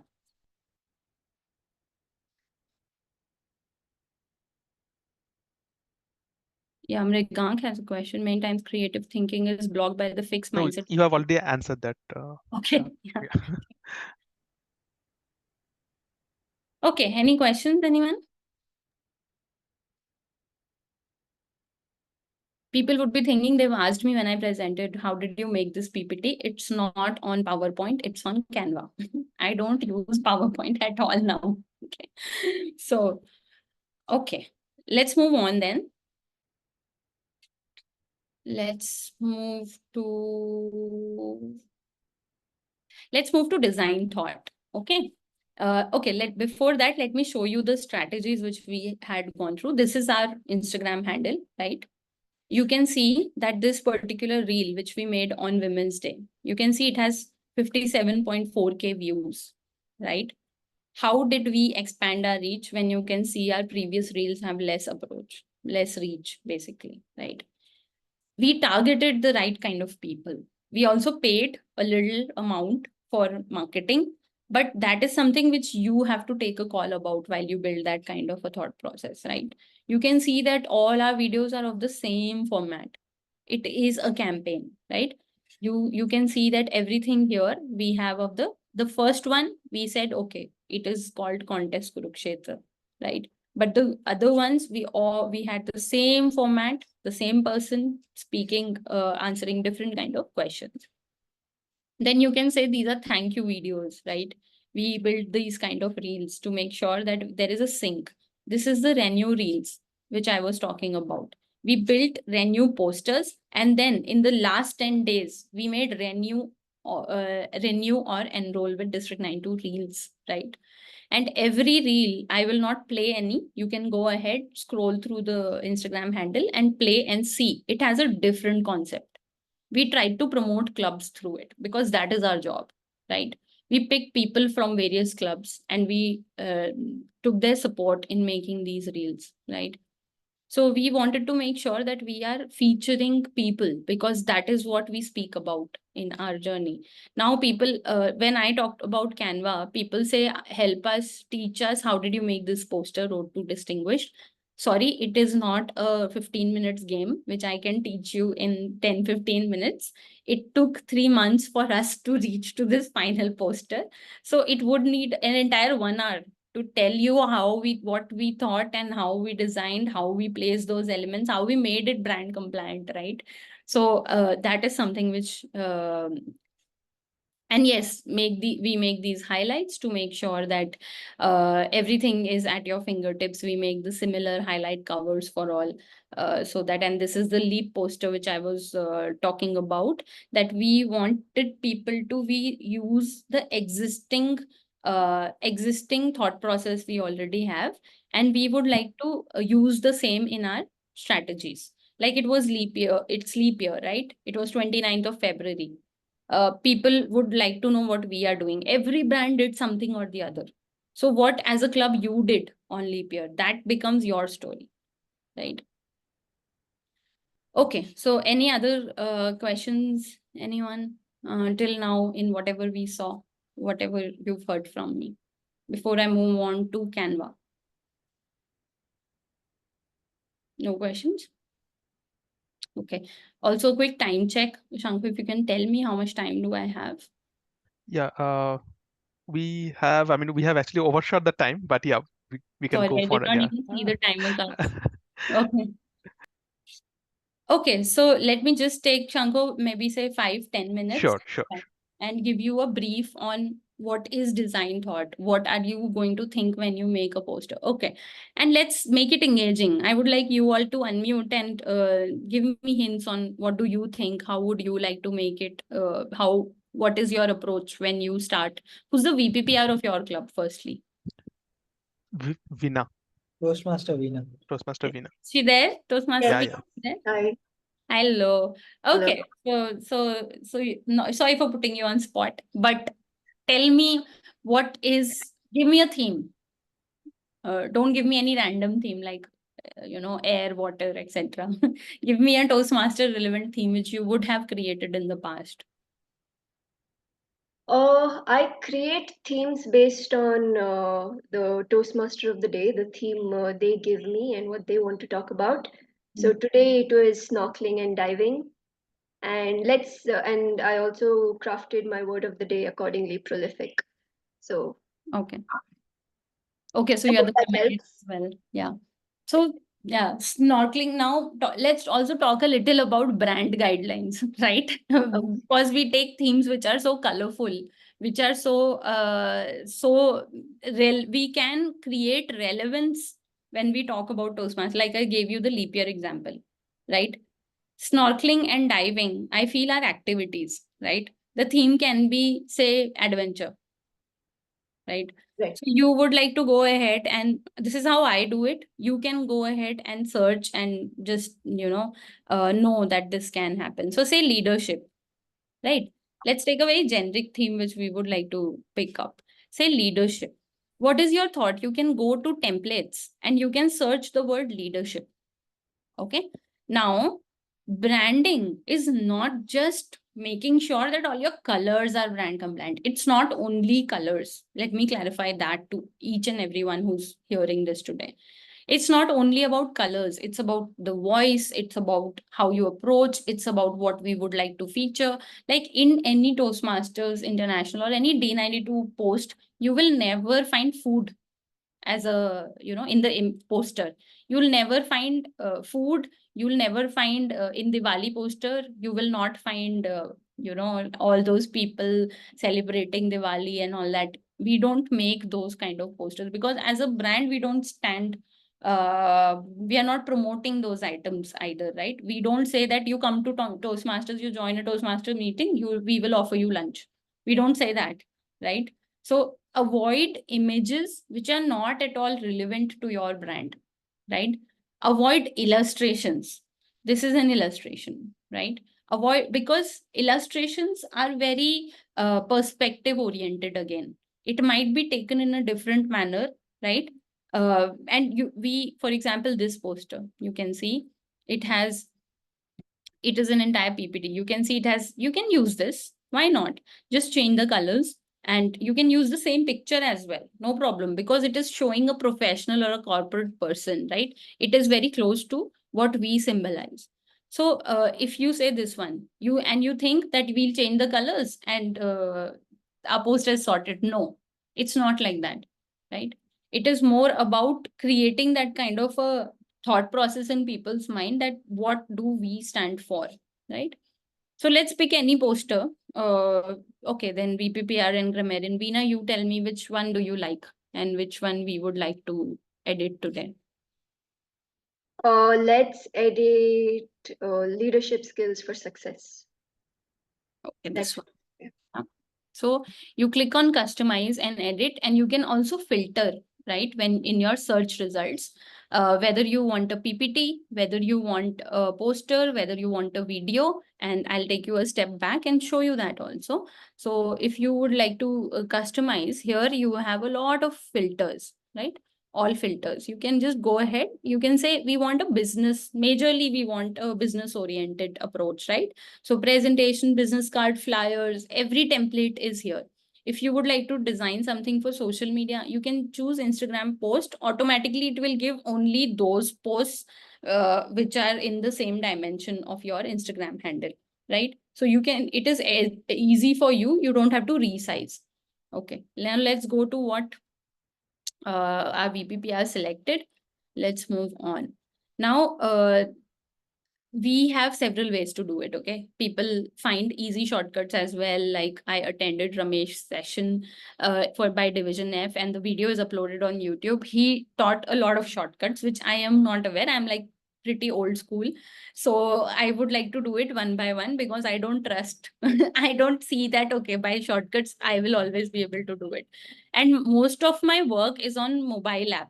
Like I cannot hold the laptop while I'm traveling and edit, right? So it's majorly on my phone. So I would like to say, for example, these are the colors you can see above, right?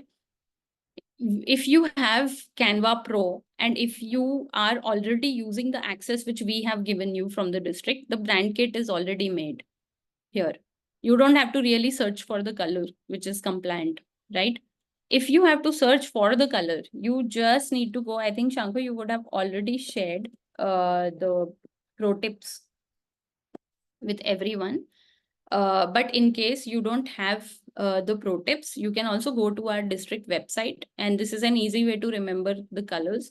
You can go to, you can go here and you can go to resources and you can go to pro tips. All these pro tips are there for you to make your work easy. You can say, let me open Tanmay's pro tip because he was from your club. So see, we have the fonts here. You can take a screenshot of this and save it while you are designing, right? Or you can mark this page as your favorites. We have the colors shades here. Maroon, loyal blue, cool gray, happy yellow, everything, right? These are the only colors which you can use, right? These are the gradient mixes. Do not mix maroon with black. No. You have to mix this maroon with that maroon. Don't mix this maroon with the original maroon. Okay. So these are the guidelines which we have already sorted for you. You don't need to really put your brains into what should be done, what should not be done, etc. So let's go back to what we were designing and utilize this. So we have the brand colors added here. We would like to make this blue, right? We would like to say change all. It will automatically change everything in the entire poster. Let me know if I'm going too fast, please. Okay. Then we would like to change this to all, right? We would like to change this, say, to gray, yeah, or maroon. Which one is better, Veena? Putting VPPR at spot. I think gray goes with the blue. Okay, so we'll put gray and we'll say change all. Now, what we need to do next is we need to make sure that if you want to use the picture which is 100% compliant to our brand, we have colors, we have logos. Say, for example, someone completed their pathways. You can go ahead and put this batch, right? We have colors, we have logos, we have fonts defined. You don't need to really search on anything, and we've made it easy for you. And that's why I keep saying in the VPPR group, please reach out to us if you need access. So any picture you would like to pick up, say we pick up this person is also confident, but we would like to stay close to our brand. So we pick this person. Okay. So in case, I'm just saying you can use this also. Okay, 100% compliant, no problem at all. But I'm just telling you how to just go ahead and use another picture if you would like to. Now, I don't like this background overall. It's distracting for me. So what I will do is, I would like to first crop this, and still it's distracting, right? So I would like to go ahead and, where is the effects option here? Okay, I would like to go ahead and go to edit photo and background remover. Whenever you remove the background from a picture, the kind of clarity it gives, right, is totally different. It changes your poster. Even for TMOD, if you are preparing a poster, make sure that you remove the background and then make that kind of a poster. Images below your, below this level would be great. You can see that this image reflects a more confident person than just this particular part of the image, because you can see the posture, you can see the confidence in the posture, right? So this is one thing which can happen. Then, okay, what else? What else do we need to change? Anyone? What's not? Sahrish, if I may just place a request, like sometimes we also see that there is a gradient also, Yeah. right? So it's a mixture of blue and red, for example. So in the above, I mean, in this example, in the place where we have the entire blue, and if we want to make it a gradient, how do we do that? Okay, easy. Now you don't want to mix red and blue. Mixing of different colors is not allowed. Okay, not allowed in the sense it doesn't look great, is what I have realized, right? So what we would like to do is we would like to change this color. Say we click on this blue, and now we don't have any mix which is already present, right? Canva doesn't offer us the concept of making a gradient and putting it in your favorites. We don't have that yet on Canva. So what you should be doing is, oh, I don't see any gradient colors here.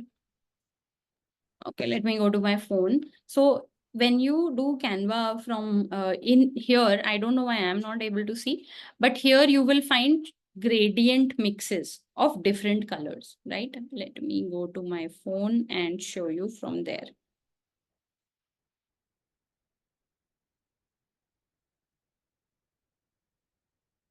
What else has to be changed apart from gradient till the time I tell you that?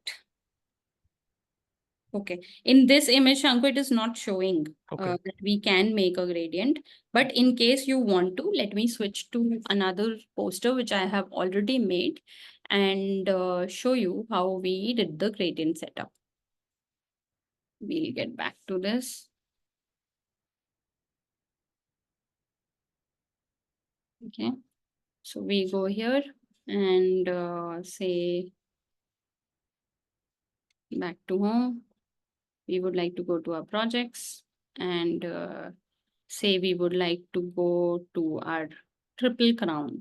Okay, so we go to our triple crown and we edit. Okay, so this is the triple crown which you see. Now there are a lot of stories, okay, in these posters. It's not just easy to make. Yeah, you can see the gradients here. Do you see that? Yeah. Now you click on any gradient. This gives us a black gradient, right? But it is not compliant. So you click here, you click on the gradient. It comes here. You can change the color of the gradient, right? And manually, you put the two colors which are allowed. You can go to this gradient one. It says 006094. Right. Okay. Yeah, here. So we say 006094. Okay. It gives me this blue color. Okay. Now I go to this blue. I say, okay, what happened to this? Something happened. So it became this. Then we go here. We go to the gradient.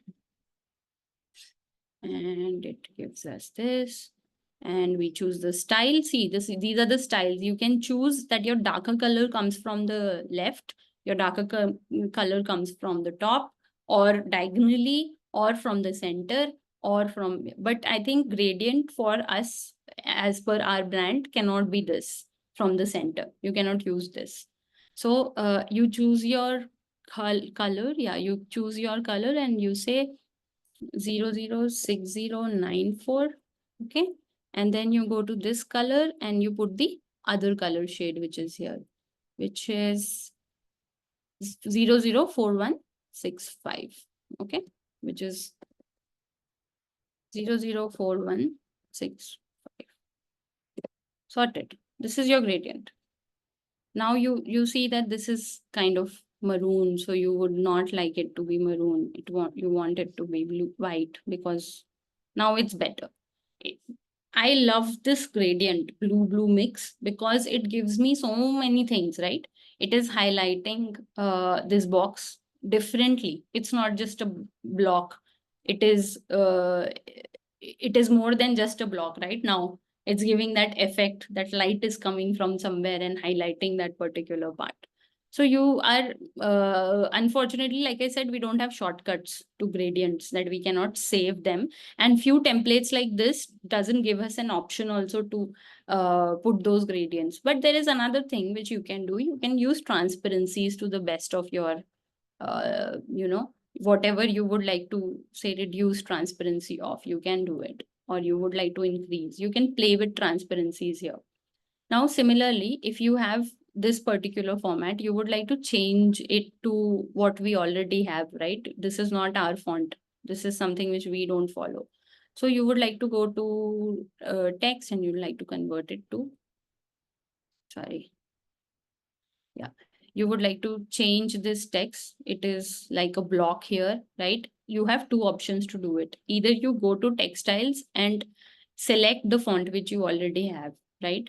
For example, Gotham. You can go ahead and select Gotham, and you have to first select this entire block, right? And then go ahead and this gets converted. Okay. Now it has changed the font wherever it was because I did change all. Now, what you would like to also do is fit this here, right? Somehow.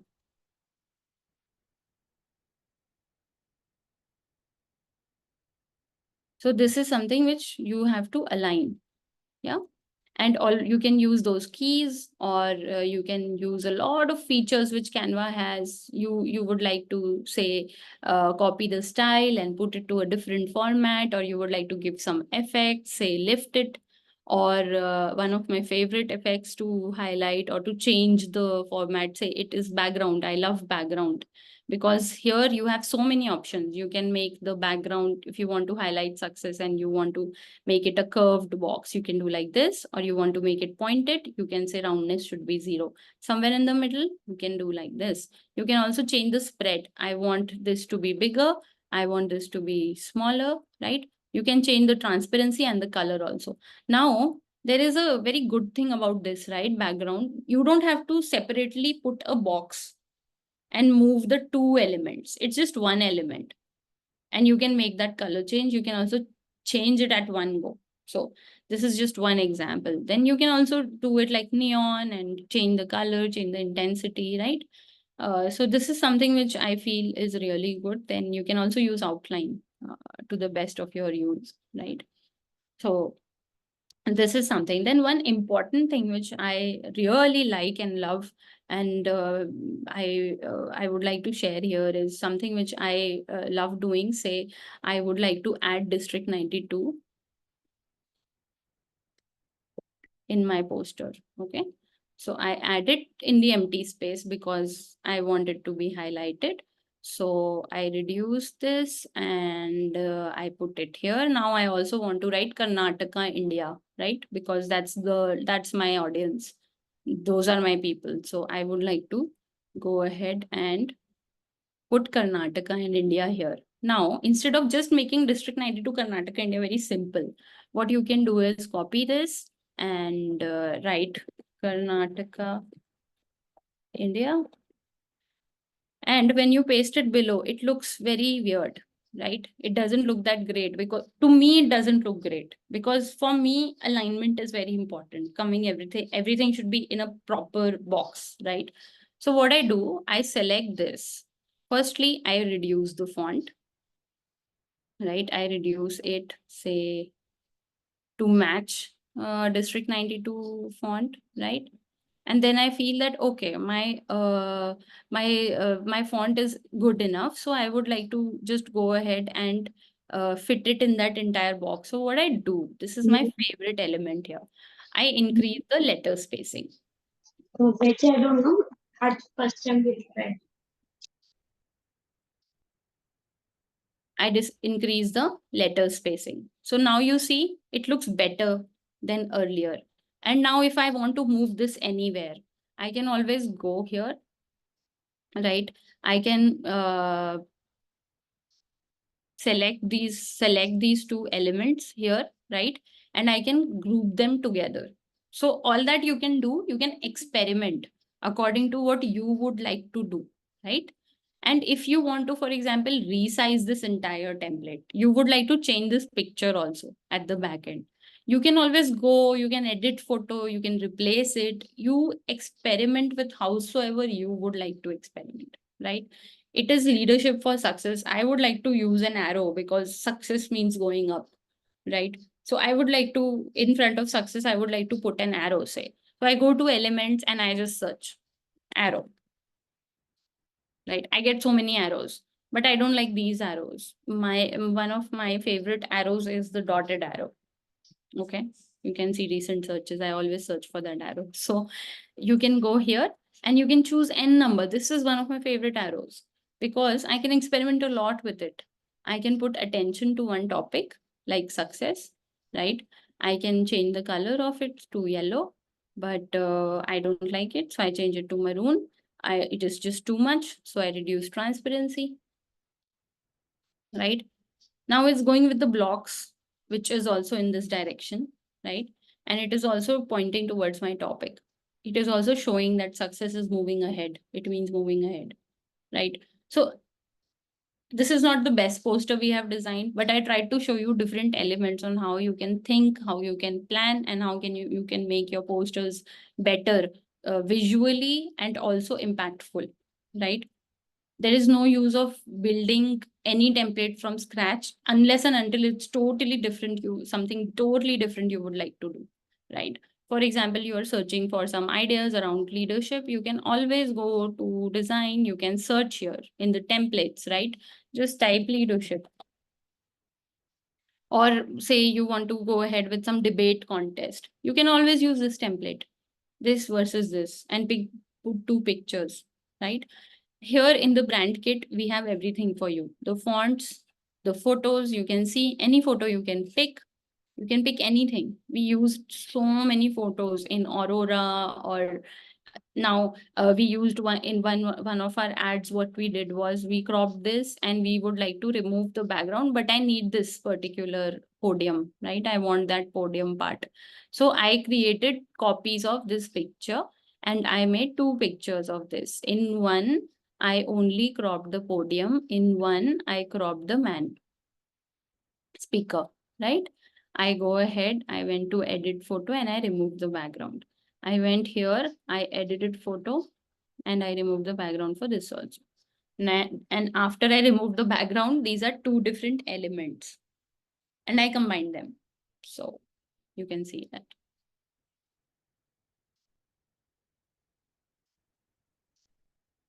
Now you have only the podium and the man compared to this particular photo which you had here, which is like everyone clapping and a lot of extra elements, right?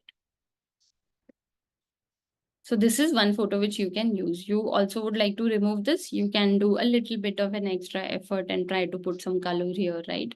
Or try to put some more font or try to put success on top of this here. So that is something which is totally up to you, what you would like to do. If you want to put the logo, you would go to brand, you will go to the logos, you will see what kind of logos are here. Toastmaster offers us various versions of logos. You would like to put where leaders are made or black and white. You can also use the word mark, which I use mostly, because if I'm putting District 92 in words, I would like to put Toastmasters also in words only, right?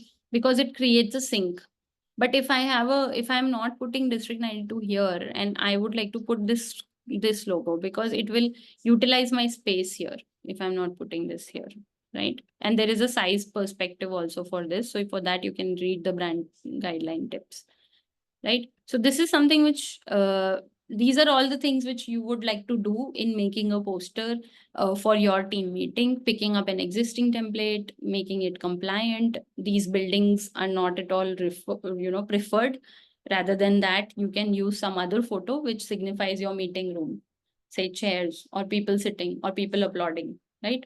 All that you can do. You can just go ahead and replace this with some other photo. See, you have filters and you have shadows and everything for this.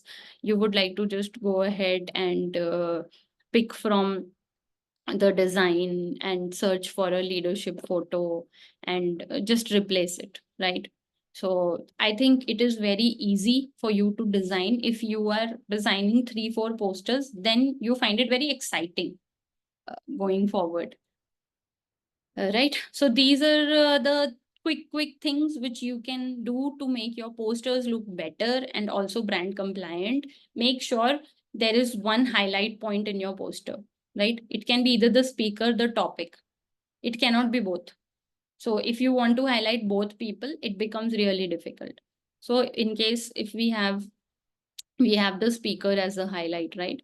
So we would like to edit this photo, and we can experiment. You can go ahead and see what all is there for you. You can use a shadow, and when you use this shadow, the speaker appears like this, which gives a more embossed feel to the speaker, which means you're highlighting the speaker. You can say you would like to have a drop shadow where the speaker will appear, and this is a very interesting thing, okay? Outline. One of my favorite elements again. I want to highlight that particular speaker or the person on my poster. Now I have used outline. Black is not visible for me, so I would like to use, say, white, which is, okay, I used white. Now white outline, you can see only if the background is dark. See, you can see that. If I'm moving this picture, if I move towards the white side, it's not visible. If I move it to the darker side, it's visible. You would have seen this element in our posters, and it makes the speaker feel more empowered, and you are targeting this particular highlight of your poster. This poster's highlight is the speaker. This is what you're saying. Okay.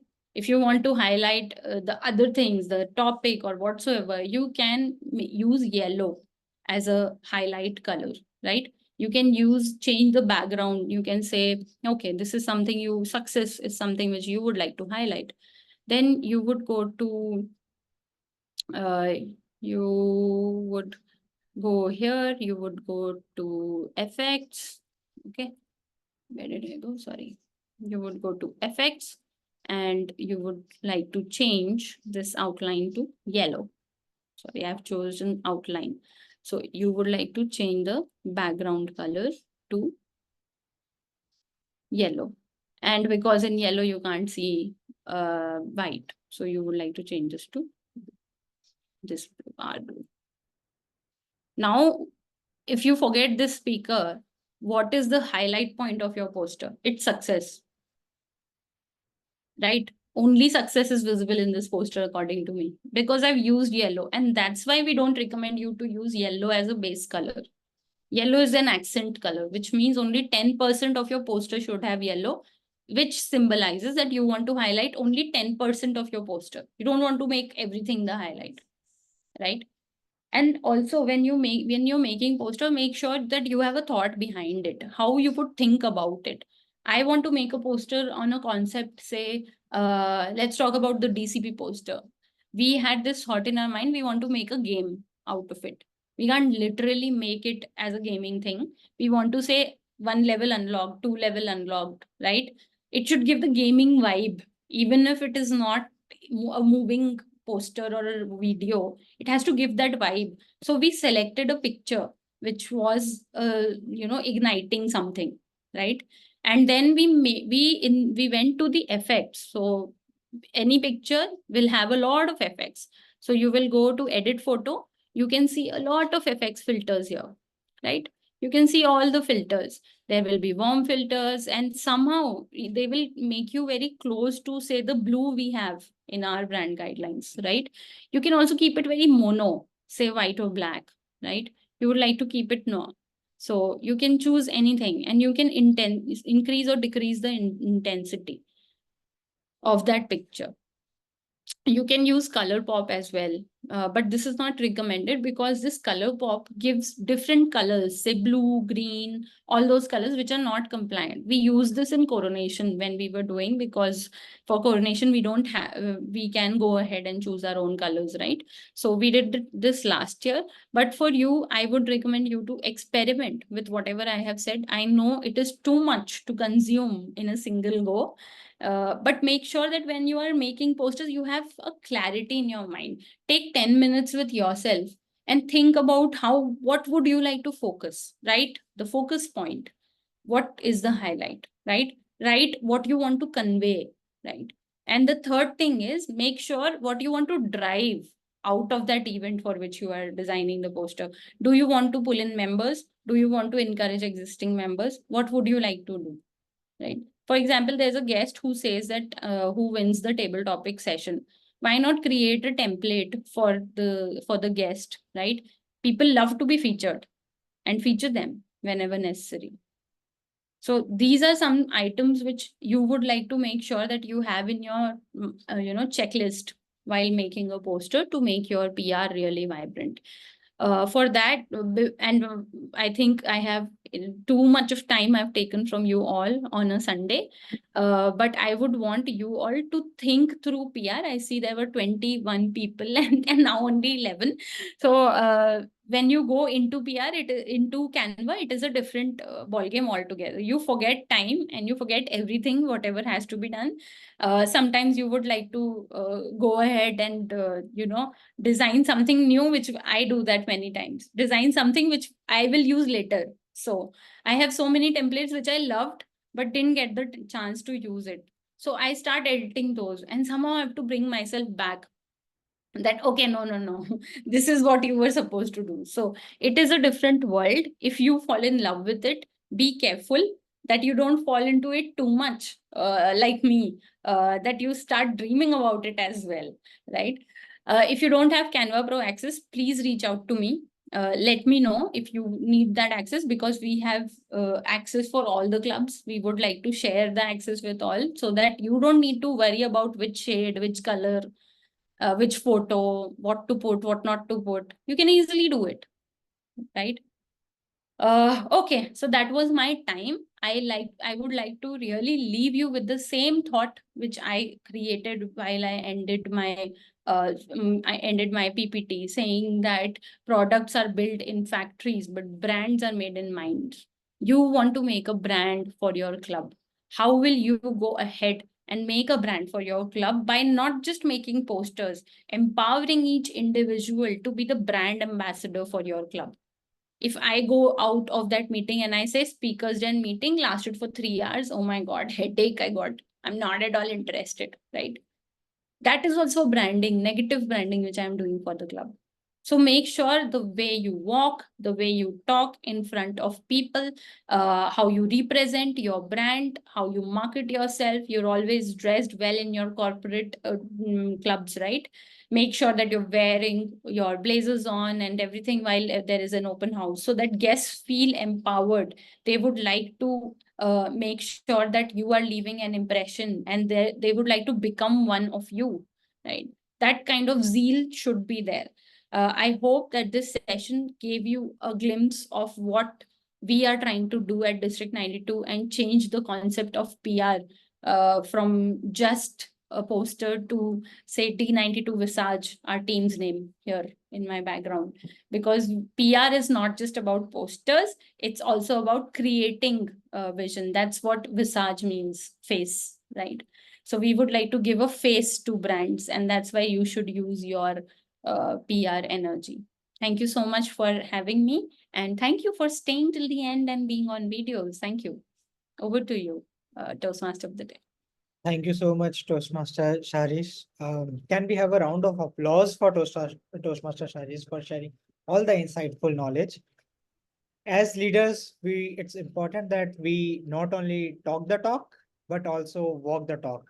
And that's what Toastmaster Sahrish did today, with all the representations of WebCure, the topics, how he's done for D92, the stories, the IMB professors, lectures, everything was there. So thank you so much, Toastmaster Sahrish. It was amazing listening to you. Thank you. Now I would like to hand over the stage back to our presiding officer, Toastmaster Sankhya. Sankhya, the stage is yours. Thank you so much, Toastmaster Vishal, and thank you so much, Toastmaster Sahrish. It was a tremendous, insightful session, I would say. I have been working with Canva for a long time, but these are so many things which has come up, which has been upgraded in Canva, which I was not aware of. And now I would at least like to be with you, like to be, like you, but, with so many insights. And I was already a fan of yours. Now I can add +1 to that.